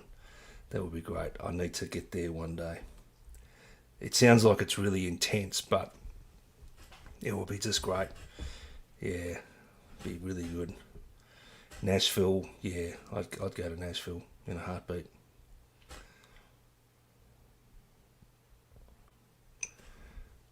Les Pauls are supposed to look new and shiny. Yeah, well, that's how I love mine. Dara's here from Dublin. How are you, mate? Good to see you. Thanks for joining. Hope you're well. Yeah. Oh, so Aaron, you were at that NAM, right? Early in 2020, before everything went to shit. That's amazing. Yeah, probably was COVID, you're right. I thought I might have got COVID last year too, and I am waiting for an antibody test, a reliable one, just to see. But I'll still have the vaccine. Going for the live stream record? Absolutely, Jamal. So come on, I need you to get... When Shane says, oh, I'm getting tired, just really give him heaps. Give him heaps of being a lefty. Is he back yet? No, he's not back yet. And just a quiet thing, Shane's got a bit of love in his life, people, so give him a good rev about that. He's good. You can tell he's happier. He's less stressed. It's very good. It's that weird thing. Oh, hello. You're back. What did I miss? Nothing, folks. Nothing going on here, is there? Jamal's asking if we're going for a live stream record, Rick. Yep, we are. I'm gonna go Easy. to bed soon, but Rick can stay on until as long as he likes. Until the StreamYard freebie runs out at 5 hours or whatever it is. Yeah, absolutely. Man, we haven't used this for probably, what, 6 months, maybe 8 or something? How long has Yeah. it been since we... It's been a while, and it's not too glitchy. Well, hasn't been so far. We need to play guitar and get that phasing, underwater phaser. Yes. Yeah, nothing like... when I saw it affect Josh Smith and Pete Thorne, I was also, yeah, okay. So, you know, it happens to superstars as well as us mere mortals as well. Yeah. What's going on? This chat is getting weird, isn't it? Well, Aaron's asking, why are you guys purging? I missed that part. Oh, You can go first. I know you did chip. because Aaron, I've realised it's only taken me 56 years, but I've realised that you can only play one guitar at once. I know that's, sorry, excuse me. I know that's a bit of a revelation for me, but also I just need to be a bit responsible. I think probably being in prolonged lockdown, it makes you look at your guitar room and go, Yeah, totally. how the hell did I end up with 5 guitar amplifiers and a whole You didn't bunch play- of guitars? Yeah, sorry. You didn't play one for like 4 years as well. That's right. Yeah, but I couldn't sort of, you know, I get stuck into Joe Bonamassa for having, you know, Nerdville, that whole sort of house full of, you know, 50s gibbos and beautiful old tweed, and, you know, how many do you need and how many can you play? You're just a hoarder. And then I just thought, well, I'm sort of doing that too. So Yeah. it's been pretty amazing experience to sell stuff and to actually be able to shut some cupboards and actually vacuum for the first time in a few years in a corner that, you know, had a colony of all sorts of spiders in it and whatnot. So, yeah, certainly it's been a good feeling. But then you get pressure from well-meaning people like all you guys out there in Chatland and Robert Baker, and it's very, very nasty. Yeah, it's for me it's more about just practicality. Like once something sits in the cupboard for an extended period of time, it's not getting used. Like, why am I holding on to it? I'm not a collector. I think that's the difference. Like a lot of people who run channels or do YouTube stuff are collectors, and that's cool. But we're not collectors. We don't necessarily even need a quarter of the amount of stuff we ended up with. I'm glad you sold a lot, because Yeah. I sold a lot of stuff prior to. Well, I've been on I've been purging stuff, but I've still got a lot of things I want to get rid of, and just having the 3 amps is still probably one too many for what I realistically need. But I like all 3 of them, so Yeah. that's the only reason I've got 3 amps. I could get away with just the Marshall and the Fender and I'd be done, but there's something cool about having that lighter option, and I won't buy another amp until something gets sold. I feel the same about guitars. I'm not going to buy another guitar until something goes, something I don't use. Yeah. Yeah. Never getting rid of this, mate. This is going to be this one is the old one. Oh, yeah. Yeah. The new one's 52. the newer one is down there. Ooh. Is a new one, could be on the block? No, I don't know, man. It's pretty cool. It's a What it's a what bit of a idiot special buys neck. 2 Telecasters? You tell me that. It is a little bit different. It buzzes lots, and no, Yeah. the neck's nice and big on there, and it is a really beautiful guitar. And now that I put a hole in the front of it, I feel like it's mine. You know. It's custom, man. Yeah. It's valid. Yeah, the neck on this thing is still like, it's that deep. What's it called? The U shape. neck? Yeah, the 50s U, yeah. Yeah, it's basically like it looks like I don't know if it is technically a flame maple neck, but it looks like it. It's got all those, Yeah. like those lines that go that way. Yeah, and definitely. Yeah. It's the flame. fattest neck ever. It's Yeah. better. It's actually a better guitar to play than the old one, but the old one's sort of like, it's been around so long, I can't Yeah. get rid of it. Nah, it really has logged up a lot of miles on the road.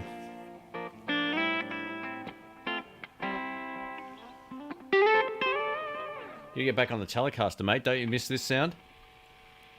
Can you hear that? You know what? I do. I love that 50 cycle hum, it just feels good.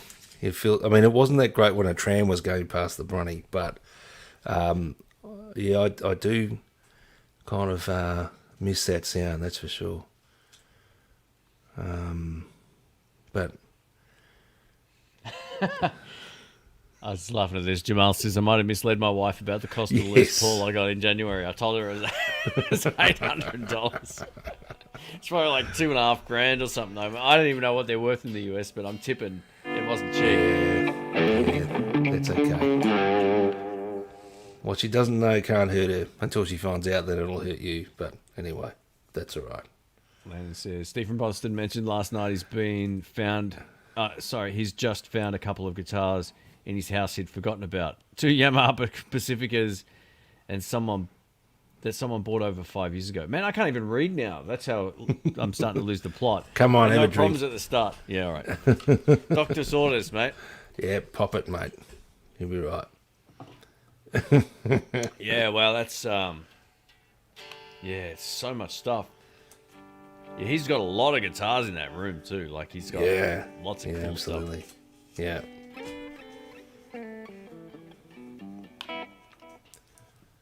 All right, I promise I won't noodle too much. No, noodle, man. That's cool. That's what it's about. 2,700 with tax. Good on you, Jamal. You're a good man. Oh, was it? Yeah. Wow, that's cool. Yeah. Good stuff. That's all right. Just keep your accounts separate and turn off any alerts that the bank sends to your wife, to her phone. Binge and purge. That's the cycle of gear. Yeah, totally. Yeah. Yeah. It's funny. I feel, I'm kind of fortunate in a way with some of the guitars that have either shown up at the house or, whatever, been lucky enough to play a lot of good guitars over the years. There's nothing I'm really like gassing for. I mean, I'd love that Nick Huber, but I'm not going to buy one of them. It's just, there's no real reason for me to buy it. It just, No. I'm not gigging at the moment. I mean, I play live still, but not in that sort of capacity. So it doesn't make sense for me to go do that. But it makes plenty of sense for you, Rick. Come on, mate. Yeah, I did see a Nick Huber, a Twangmeister come up on They're so the good. Facebook page, Yeah. where it had obviously the Tele Bridge pickup, but then it had two P90s. Oh, And it okay, was cool. pretty damn sweet. Yeah, those things play great. Like, Yeah. it's like one of the best guitars ever. Mm. The Orca is just great because it had all the same playability, but it was light and the pickups sounded fantastic. But the Yeah. Twangmeisters they're unreal, man. Yeah, I think Andy, Andy from Andy Yeah, Guitar yeah. Demos has got a Twangmeister. It's this sort of wow. burnt orange colour. Okay, And cool. Looks really cool. Vox guitars rock. I just got a Gibson Explorer for my wife. Best trade I've ever made. Oh man, I tell you what. Hey, we got Thrash Metal Studios is here as well. Welcome, man. I was on your live stream the other day actually. Guitar Center was only going to give me $475 for it. Oh, I missed the first part. Oh, here we go. Sorry, I just traded an traded. Epi. Yeah. Epiphone 84 Explorer reissue, and Dave, is it Ellefson? Yeah, from Megadeth. He's okay. no longer in Megadeth. He got fired. For Mesa Boogie single rectifier. Single Man. rectifier. Okay. And then he says, Guitar Center was only going to give me $475 for it. Went to the pawn shop that had the amp, and I got $900. Oh, well, there you go. So you did well, mate. That's I only fairly had to pay $13.92. Tax. Yeah. Isn't that wild? Man, that's super cool. a pretty good pickup. A pre-Gibson Mesa Boogie is going to be worth a lot more than a post-Gibson one. Yeah, I forgot about that, actually. Yeah. Has that already happened, or? Yeah, it's happened, man. And I think Wow. there's already some waves that, the Boogie under the Gibson ownership has told dealers if you want to keep stocking us, you've got to have something crazy amount of money tied up in stock on the floor. Wow. Like it might be, happy to stand corrected, but it might be of the order of, nearly $100,000 worth of stock. Yeah. Okay. Wow. You need one of everything. And, who's got that sort of money to have tied up in amps that'll sit around for a year? Yeah. Yeah. Like that. What's that boogie amp that's great? Is it called the California something? Yeah, the California Tweed. Okay, so that's a $5,000 amp over here, isn't it? Yeah, it's great, but it's overpriced. I love it. That would be one amp I'd love to own, actually. Yeah. But yeah, I'm not paying $5,000 for it. No, that's Yeah. something stupid that I would do. I actually like a lot of their amps. I that's the thing with them though. They're at a price, at least in Australia here anyway. I can't get them for, $900 or whatever. No. I wish. No, it's Yeah. crazy money. Yeah. We just got a super chat, mate, from Rick Lewis. Thank you Oh, so we did much, too. Rick. Thank you, mate. Yeah, long time fan of In the Blues, well, mate. Thank you. Happy to have you aboard. And wherever you are in that photo, I'm envious, mate. Somewhere in Florida or something, maybe. He's Thank you, somewhere in Rick. front of a green screen. Yeah. yeah, that's it. Hey, thanks for the support, mate. I appreciate it. Appreciate that so yeah, much. Thank you. Thank you. Far out. Someone said they were listening to us. Oh, here we are. Cliff Merrill. G'day, Cliff. Headed to play guitar at church in Phoenix, Arizona, listening to the show. So I hope you don't feel too impure listening to us crap on about stuff, but appreciate you chiming in. And like playing in church in the States is a real. It's a big it's a deal. thing. Like Yeah. there's a whole bunch of like gear channels just dedicated to playing guitar and praise and worship setups, and it turns out that there's more than just setting your delay for dotted eighth notes like the Edge. But And I think they play pretty much like at a volume that's manageable, and they let the PA do the work, unlike us. oh yeah, look, I think that's how that yeah, works. It's all in ears and probably no amps on stage and that sort of stuff. So Yeah. yeah, I ca- yeah. That's I cool. absolutely dipped my lid here, but I just couldn't do that. I need to be doing things that are offensive. Rick, Just if you mild. did have any questions, mate, feel free to add in the Blues Me here, and I'll keep an eye out on the chat. But yeah, Totally. thanks again for the support, everybody as well. Thank you for Thank you. joining in and all the super chats and stuff. Yeah. I don't even know what to say because thank you. That's all I got. Thanks. It all goes. Wow. Oh, at least it all goes back into the channel anyway. It all goes into the Dr. Rick. What was that? Gibson. What was it called? No, I'm only joking. What was that? What were those guitars called? The series. Oh, the Murphy Lab ones. Yeah. Yeah. No money. Kid. Far out. Yeah. I'll buy Rick a Happy Meal at McDonald's next time I see him. Yes. Yeah, absolutely. Wonder what an unhappy meal is, but anyway. That's when you get the quease and you get diarrhea almost instantly. Yeah, that's in-out burger, man. Literally in and out. Oh, man. No, that's In-N-Out's a big thing in the States, isn't it? It's like it's a lot good of people when you go don't there. get when you don't get what Neil got. Like, well, I never forget this. We're in San Francisco. He's like the night before he leaves, and I was there for a bit longer. We go to In-N-Out Burger because we've heard so much about it. We Down get at the there. wharf, yeah. Yeah. We're looking at the burgers on this, like they've got them prepared on this tray and they're not like covered in paper or anything. They're just sitting there like complete. And we're looking at them and we both looked at each other and go, these don't look so good. And he's like, we're both like, yeah, oh well, we'll be all right. So we ate it and he was almost instantly sick. Like it took, within 10 minutes, I needed a restroom. Like it was bad. Like I was like, oh, stomach. And he was sick for 3 days. All the flight home, he was just running to the. Oh, Man, he would have been great sitting next to him on the way home. yeah. It's just like, Fasten your seatbelt. man, Oh, yeah, no, yeah, no it's good. brutal. But anyway, I ate it again because I'm an idiot. Years later, it was awesome. So Yeah, okay. yeah, Yeah. it must have just been a bad batch. Next time I look at a burger and I say that doesn't look good, I'm not going to eat it. I'll try and trust that judgment next time. See if it works. It won't work, but I like to think I'm getting smarter as I go. Yeah. Orion Quest asks, what's the quintessential Mesa boogie tone? I'm going to come up with 3. Carlos Santana, early Metallica, Yeah. like And Justice for All, One, all that sort of stuff, and Nickelback. I was going to put That's the Nickelback in as a quintessential. joke, but I thought I won't. And there you go. What other Mesa Boogie tone? Who else is a classic Mesa Boogie user? Khaled. One of our mates. No, yeah.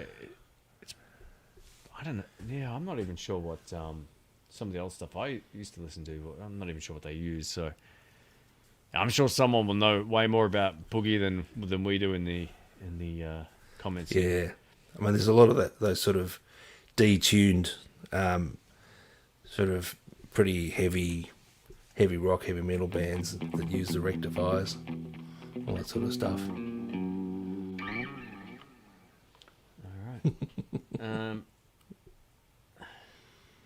All right. John Petrucci, yeah, very good point. Yeah, John Petrucci. I think he's got his own signature, one of them. Yeah. It's funny that they actually make that California tweet because it's so different to what they're known for. Another guy I think of in the blues, sort of scene would be Tommy Castro. You know, he went from playing, what are they called? Super Reverbs. Yeah. Yeah, now he plays like those, I think they're not night trains, but he plays a boogie that's Does he? pretty well suited to blues. Yeah. Wow. Yeah, I no didn't know pedals, that. just drive channel. It sounds pretty cool. Yeah, I think he may have gone. I don't know if he's gone back to his Fender amps or not, but he was playing like a Firebird for a while. I think after. Yes, that's right. Yep. Yeah, Yeah, I remember that. and that was through a boogie, and it was pretty great. I mean, not Yeah. everyone probably liked it as much as his, great Fender tone that he had for Mate, years, but he I was like just getting his beat bored. up. He wanted to play something Yeah. else. His Black Strat, Tube Screamer, Super Reverb. Yeah, That live gig at the Fillmore West, yeah, I love that. mate, that's a great show. With the That's- ball drummer and the bass dude is always doing those funny dances and Yeah, I follow him on Instagram. Actually, they're still playing together. he's great and Yeah. and obviously, yeah, great chemistry. That's a fun gig. It's Yeah, a really that's a good great gig. I show. love that. That call in San Francisco off that is Yeah. one of the best shuffles of all time Isn't it? because of the escalations. Oh, to tell you something funny, the other day the cap broke off the Telecaster. Like this actually snapped internally, and What? if I still got it, no, I must have finally thrown it out. Anyway, I bought a few new ones. Yeah. I got a 2-pack of them, and I watched I think it might have even been Philip McKnight's video, possibly. It might have been. I can't remember whose. It may have been his. He said instead of having to glue it on, like I've always glued mine on, Yeah. you get a set of pliers. Yeah. And you like twist the metal. Yeah, or you don't even have to twist it. You just like crimp the end so it's got sort of like Yeah. the lines. Yeah, Serrations, yeah. it works, man. It's like it's not going anywhere. I feel like it's actually as secure or more secure than Yeah.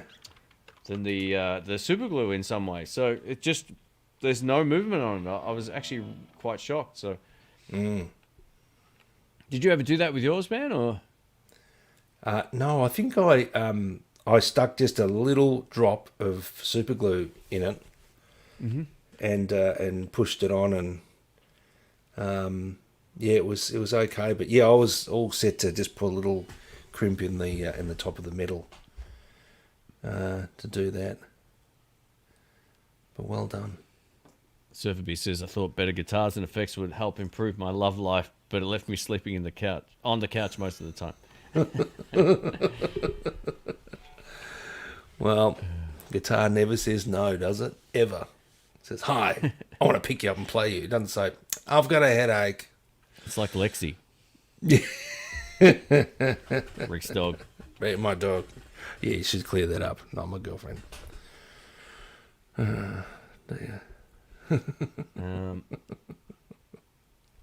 Unhappy meal is when you don't get the toy you want. Yeah, there's always the wrong one in there.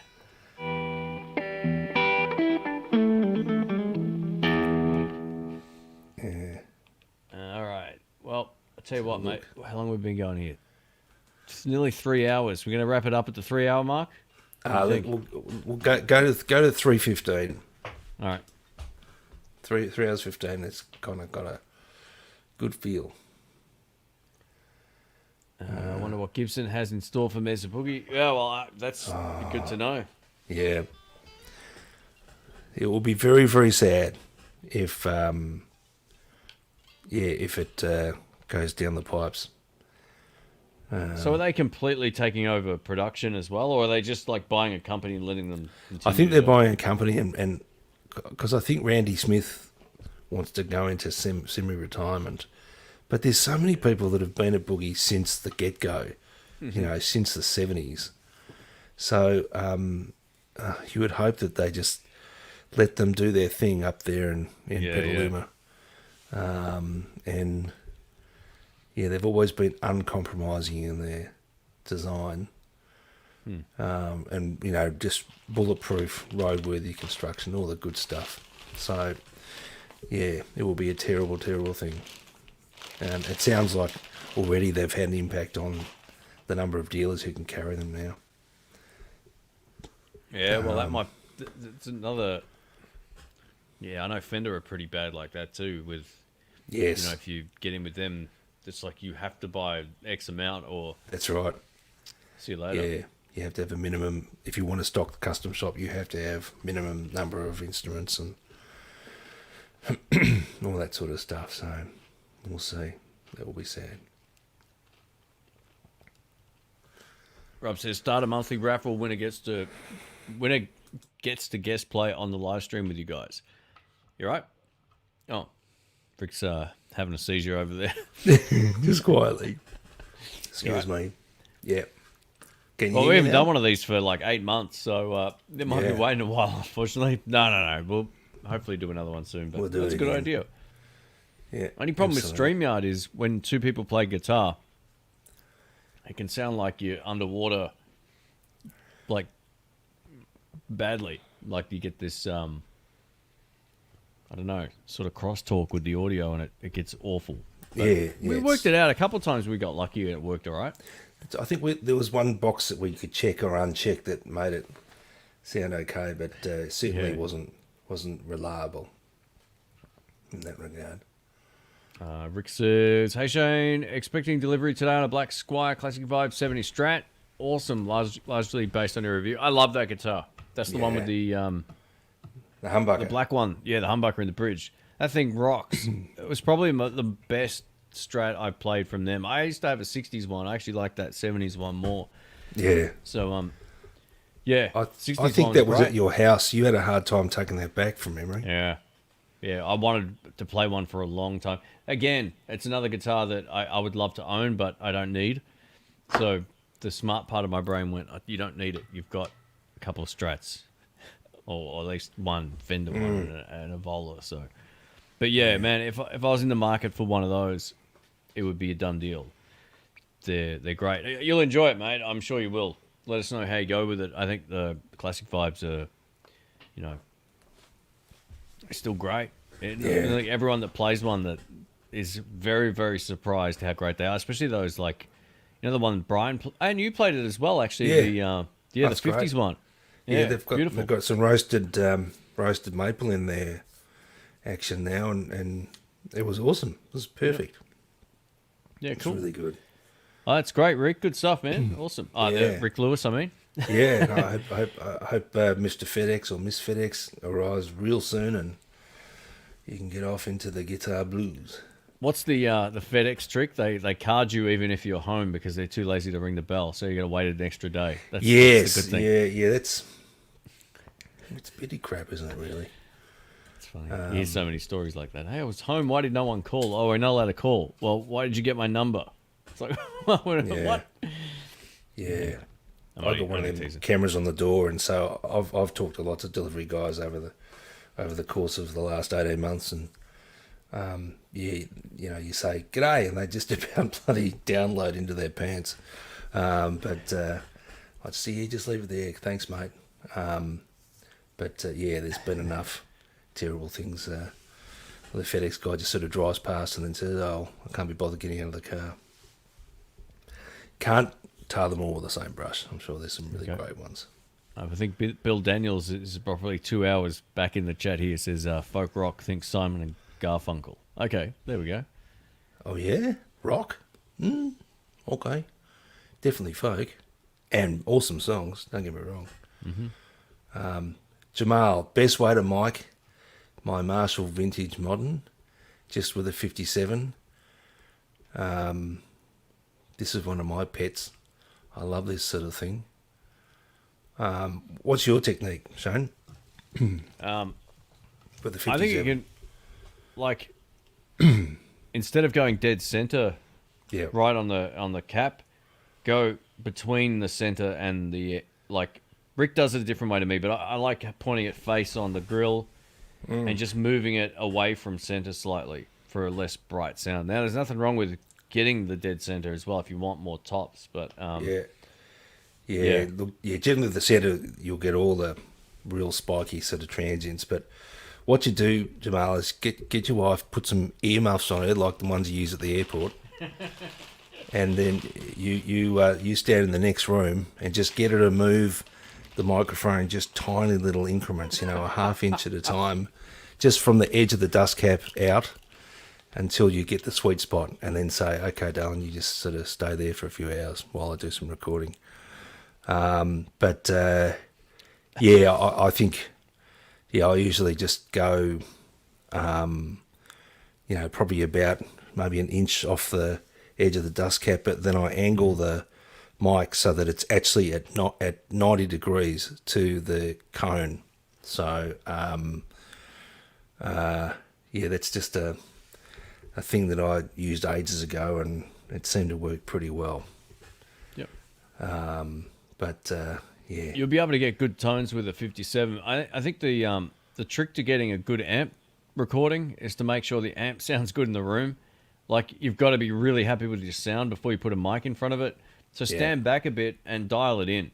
Get a sound you can go, oh, that's the sound I want to record. Otherwise, if it doesn't sound good to your ear before you put a mic in front of anywhere, you'll never get a good recorded sound. It's actually less flattering. But a 57 will give you good results if the amp already sounds great. So just, turn it up. Like Rick said, get someone else in the room. You'll be good to go. Move it around. Just get the work experience kid and say, hey, this is how you earn your stripes in this here studio. But, there'll be a sweet spot. And I don't know, Shane, if you've seen the video, there's a dude that's actually, I think he's rigged up some sort of mechanical rig that actually moves the mics a little bit along. And so, No. it's crazy. It's a total, studio nerd thing. I just loved it. And it's amazing, moving the microphone just along the speaker, just how the sound changes, and there's a definite sweet spot. There's no doubt about that. We've got a super chat from Bruce W. here. Well, I've got a chip in my mouth. Sorry, mate. He says, I don't need any of my gear, but damn, I want it. Well, yeah. Nah, same here, mate. We all suffer from a bit of that. Yeah, if it was need versus want, that's the thing. Yeah. But strangely enough, I'm not like that with my car. I just need a car that can fit all my crap in it. I don't really care what it is. I mean, as long as it's more or less safe. Within But reason. Yeah. but yeah, I don't care about that either. Why would you spend 15,000 on a car when you can spend 15,000 on a guitar? Yeah, good point. See, there you Very, go. very good point. Maybe there's logic somewhere in there. Yeah, Murphy Lab. But Give. Bruce, thank you for the super chat support, mate. I appreciate it. Appreciate thanks it, again mate. to everybody. That looks like a pretty nice guitar in Bruce's avatar too. Looks like a Les Paul. GW like a Taylor burst. says, "Will you quit with this? You don't need it. Talk. My wife's listening." Oh yeah, you got to get everything. Just make sure You don't get need it to talk. GW, we're not doing you any favors. Like, one of the questions I always get asked is like, what's the first mod I should make to my guitar? I'm like, none. Like, if you don't know what you need to do, don't make any mods. Like, save your money. It's like, what? Yes, yeah. Hey, we've got RB's back. He says, "Oh snap, it's still live." Yeah. When He I'm says, muck "How about around. 2 more hours? What's the time now? That'll push us to 4:30 a.m." What do you think, Rick? I'm up Good? for it, mate. Yeah. I got to get up early too. I got a guy coming around and fix some stuff. Have you? Yeah. I've got to do a couple of house calls. I'll be right. Oh, not that early, but yeah, I'm not staying up till 4:30. Maybe next time. Maybe next weekend we go to. Yeah, we'll have a little Well, nana later. nap in the afternoon, and then we'll be good. I can't do that, mate. Yeah, it's pretty hard for me to do that. It's 30 milligrams of melatonin, done. Love that stuff. I tell you, this chat has been fun tonight. Yeah, This it's been guy good. called David665 saying, I'm trying to convince my wife that my oldest boy getting a guitar has nothing to do with my own guitar collection. That's cool. Yeah, I'm sure that excuse gets used all the time. Oh, yeah, it's for my kid. Yeah, for my son. Absolutely. It's all good. Gosh, tell you what. Yeah, while we're going on here, talk a little bit about your experience using that EVH amp the one that Oh. we all had to chip in and lift. Yeah, It's like yeah. Thor's yeah. hammer. It's like unmovable. Yeah. Well, yeah, once I got the hang of it, it had these concentric controls. I think it must be a three channel amp, but the channel that I was using, there were two concentric controls, one for the gain, one for the volume. And once I sort of dialed out the sort of heavy rock, heavy metal sound, I actually thought the tone of it was really good. Yeah, it sounded great. I mean, it's got 4 big 6L6 tubes in it, and it weighs an absolute ton. It's like 80 pounds, isn't it, or something? Yeah, something it's crazy. It's brutal. But once we sort of had it dialed in for just that sort of semi crunch, just on the edge tone, I was really happy with it. I thought it sounded really good, and it did great with your pedal board, and no, I really liked it. And yeah, I believe obviously since Eddie passed away, his gear has been really sought after, and it's sort of hard to get. So there's no doubt the guy Eddie knew tone. Like his brown sound is just legendary, and Yeah. you can certainly hear where it comes from. There, it's not fizzy at all. It's just big and brown and wonderful. So I dig it, but I just there's not a chance. I'm way too weak to carry that thing around. Yeah, it was way too heavy. I mean, you'll hear it coming up on the next shop jam. Rick used it pretty much the entire session, and Yeah, man, it sounded pretty cool. It did have a different kind of sound to all the other amps in that room. Like, it was just this sort of just wait till you hear it. That's all I'm going to say. I think you'll like the mix I made too. Just mixing the drums and the bass and stuff. It sounded pretty cool in the mix. So yeah. I gave Shane very specific instructions for my mix. Just turn my guitar up and turn everything else down. So I look forward to hearing that.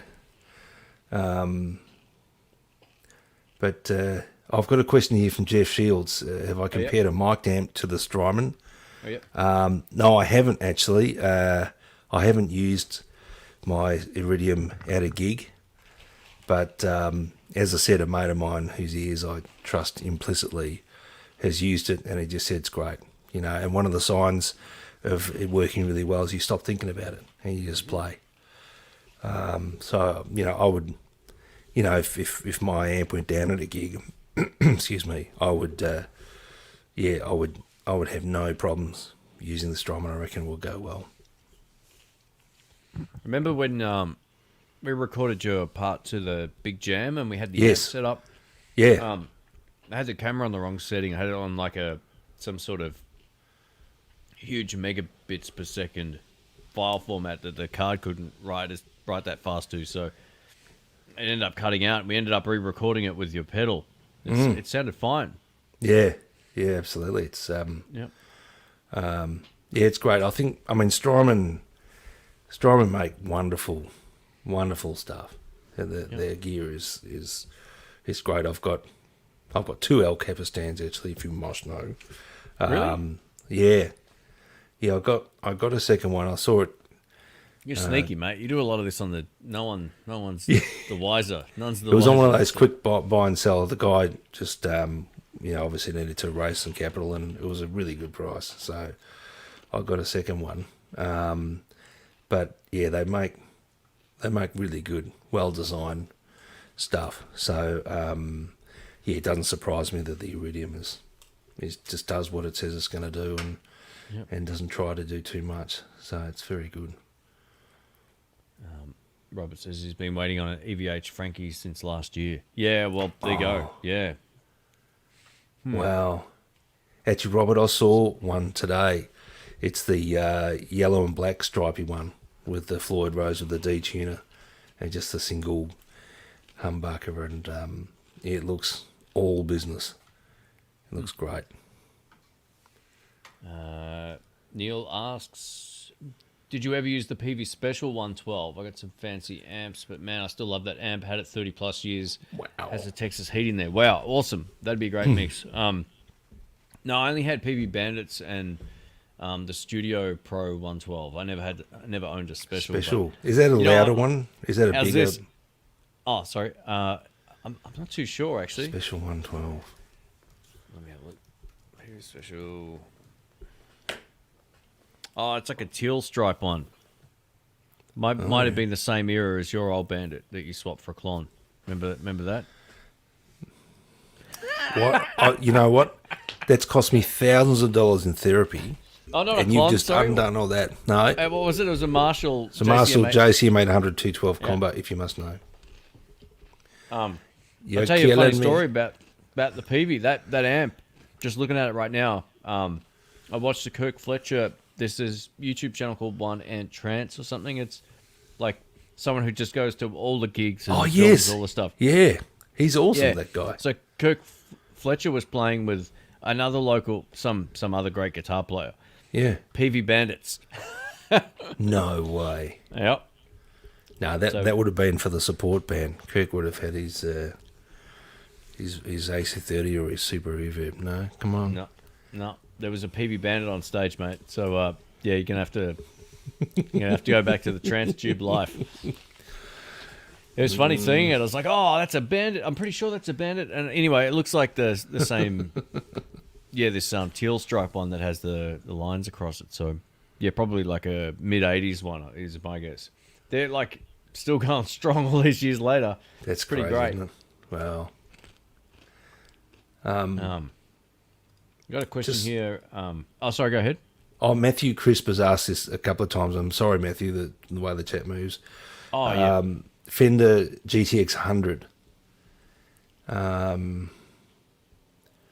That's the one that not the one that we bought earlier. We got the 200s, which we didn't really like very much, but the 100 was a definite improvement over the prior year. Oh, is that the Mustang? Yeah, Oh, yeah. That's great. yeah.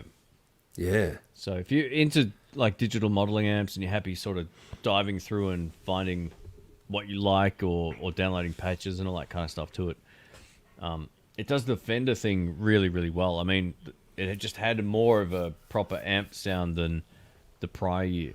I still don't know if they've topped the Mustang 3 version 2 in terms of sound, but for what it is, it's great because it's light. You can get a lot of good tones out of it. You can set it up clean or whatever. I don't have mine anymore. I did end up moving it on, but I liked it a lot more than what was it called? Just the GT, right? Before that? GT 200? Is that what Yeah, it was that's called? right. Yeah. Yep. But, Yeah. Yeah. Yeah. so- I think that the 100's pretty good, actually, for that sort of thing. Yeah.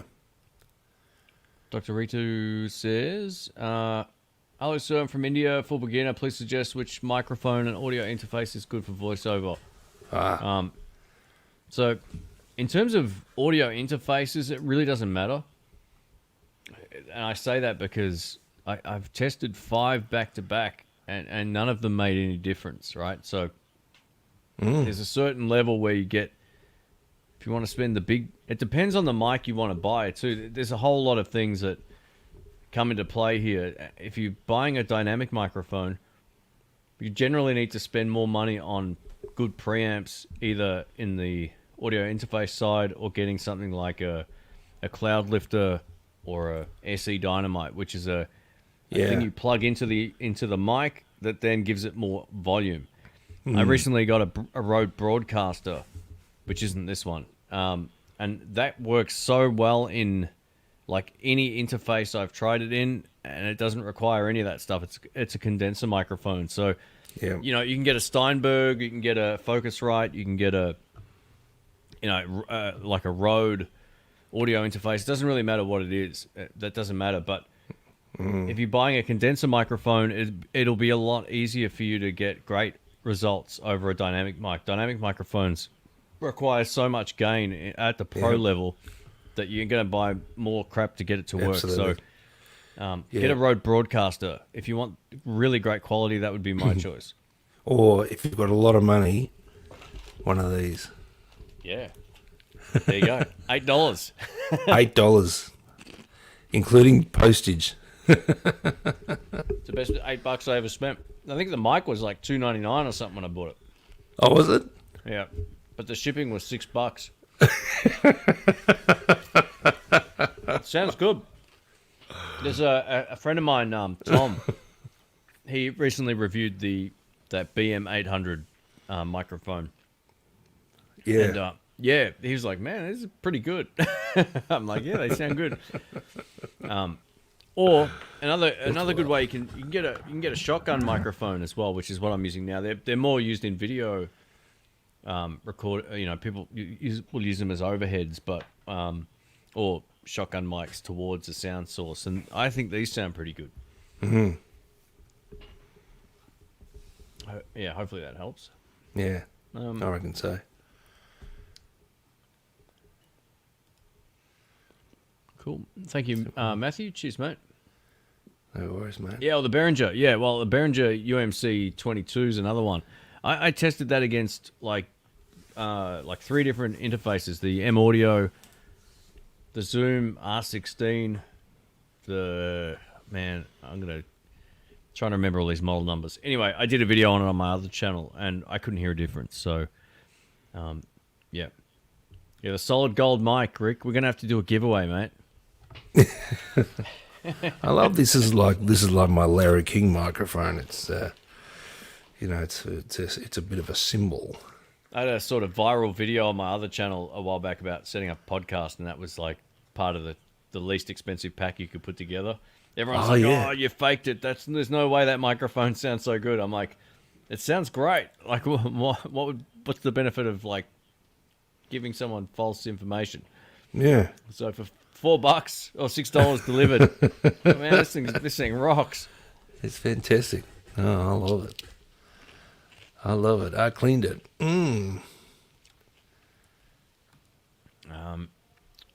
That's going to Neil. That's all right.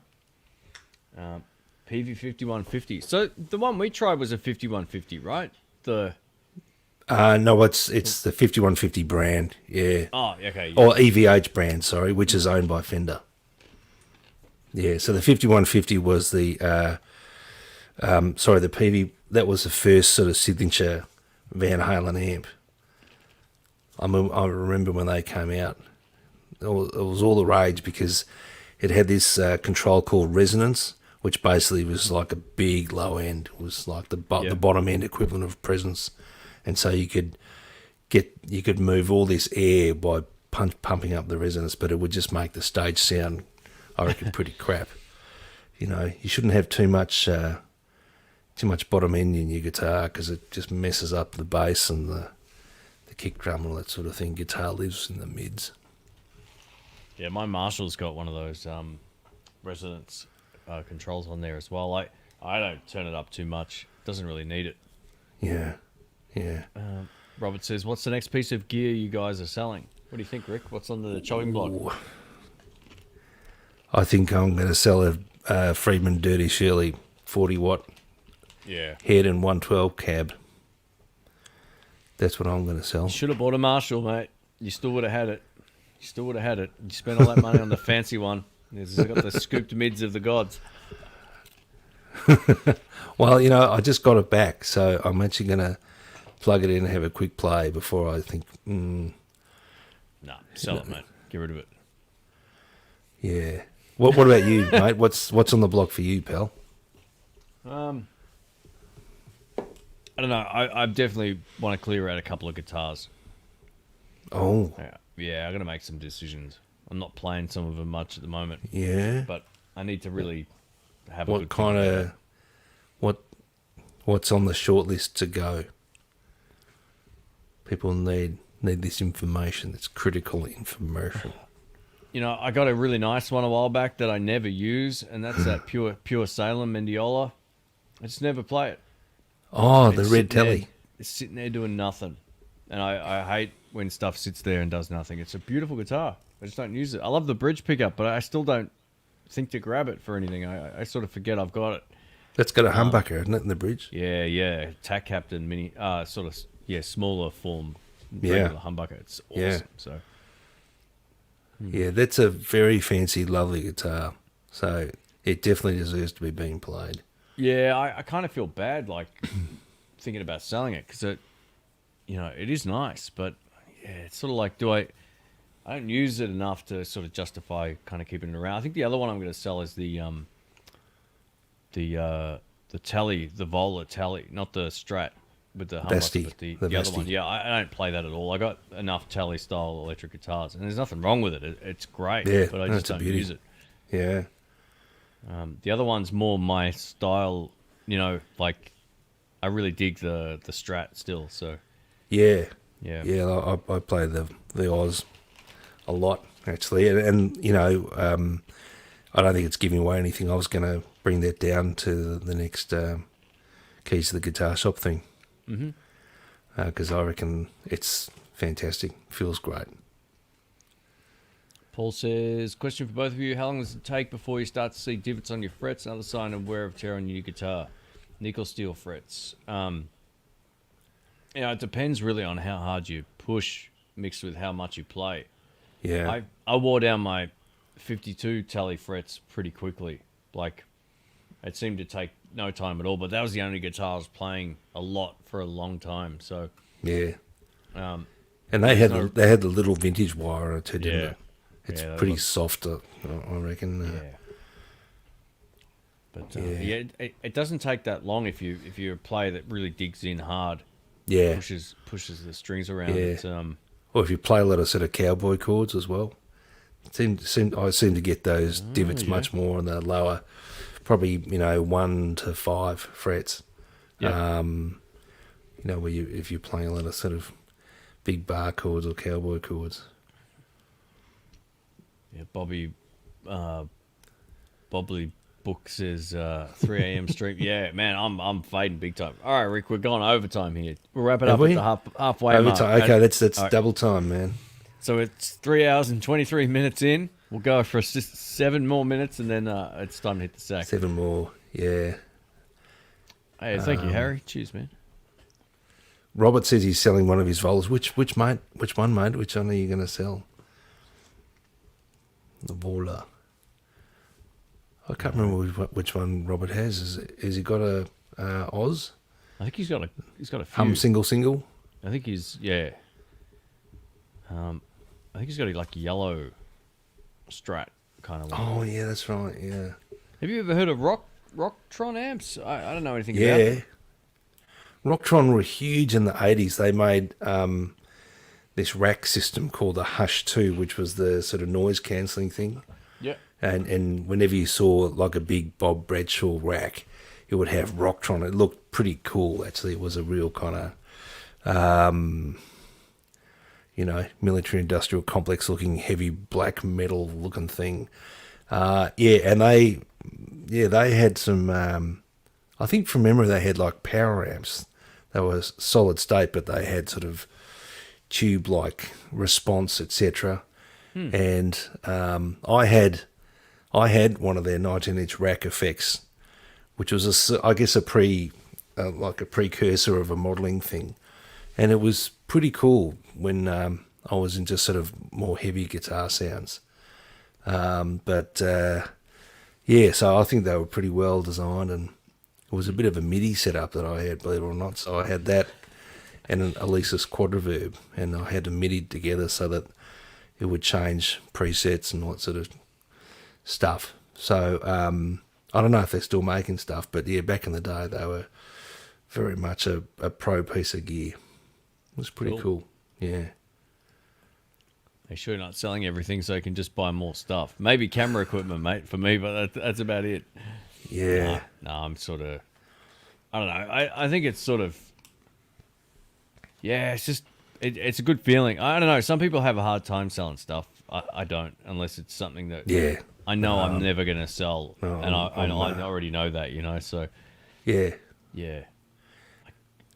I sort of feel guilty sometimes, like having to move a guitar that I didn't pay for. I'm made videos about it and all that kind of stuff, but it's kind of harder to sell sometimes when you didn't buy it. You kind of feel bad, like, oh, like it was a nice thing to get. It's different. I don't know. I feel a lot easier about selling stuff I actually purchased. Like if I was to sell this Tally, it's not quite as weird as it would be selling a guitar that, came in for a review or something. And Yeah. kind of feel like that doesn't happen that often for me. And it's a different sort of thing. Or it's a lefty I can't find anywhere. That's kind of part of the thinking as well. Yeah. Anyway. Yeah, exactly. All right. Take this one. Dean says, new subscriber. Great chat. Thanks, mate. I appreciate that. Munching chips at 3 a.m. in the morning. This is good. That's good, mate. That's rock and roll. Robert selling the blue USA one. They're keeping the purple one with the light up frets. That's very cool. Awesome. Ah, yes. Very good. Great show, guys. Take care, all. Or great shoe. Thanks, Mark. Cheers. Yeah, we're gonna wrap this up, Rick. I'm pulling the pin. It's 3:27. We've been going till 3 hours and 27 minutes. That's pretty good going, mate. Yep, it's only 3 a.m.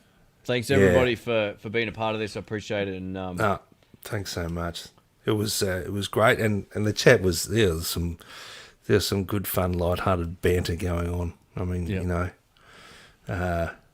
this being part of this community, was a huge part of me getting through last year without going completely out of my freaking mind. Yeah, so same. I totally, I appreciate you for having the channel and for building it to what it is, and also for these great people joining in. And we hope that we can make your life, a bit more bearable and pleasant and whatnot. Yeah, it's great. No, it was good. It was, definitely helped me get through the weeks. It was like we were doing live shows every, same type of time, like late Sunday, early Monday. And, it was kind of like we were looking forward to jamming, and it sort of takes your mind off all the crap. That's right. No, it's great to be a part of. We're all over the world here, but we all come here because we love music and love playing guitar. And sorry, did you see something funny? Yeah, they say it's actually noon. They're just wasted. Which would explain why I can't talk. Oh, I lose the plot once it gets past about 2 a.m. Yeah, it's 10 to nearly 0300. But well, folks, thanks for joining wherever you are. Stay safe and Oh, Rick, can you timestamp all of this before you go to bed, mate? That'd be great. yeah, I'd be very very happy to. I got nothing else to do, but it's been fun, and we'll definitely get back and do these things again. Yeah, totally. I don't have any new guitars to show off too, but maybe I should just take my phone down and show you all the extra room I've got in my guitar room. It's a bit embarrassing, actually. Hey, when's this? Is there any ETA on when the lockdown ends? Because we can go get we can maybe go to the store and take Yeah, everyone with us. well, midnight on Thursday will oh, be okay, the thing. cool. Yeah. All right. And see, Sweet. Robert just had to get one last little dig in. Hashtag Rick needs a gold top. There we go. So follow RSelp. I'll type it in here on, on Instagram there, and you can just you can Yeah, you you can, can pepper me with put the pressure on him. apply the cuff and keep twisting it. But I assure you, folks, I've got form in this area. I need no encouragement to do naughty, silly, financially irresponsible things. But I figured now with my boy driving around Domino's Pizzas that there's a few extra bucks floating around that I don't have to give to him. So that's the plan. All right, guys and gals, thanks for hanging out. Yeah, it was good fun, and yeah, thanks for all the support on the videos. I got more stuff coming up this week and onwards. So yeah, hang in there. Be And, great. yeah, we'll catch you on the next. Well, whenever we do the next live stream. Terrific. Thanks for joining, people. Stay safe. Cool. See you guys.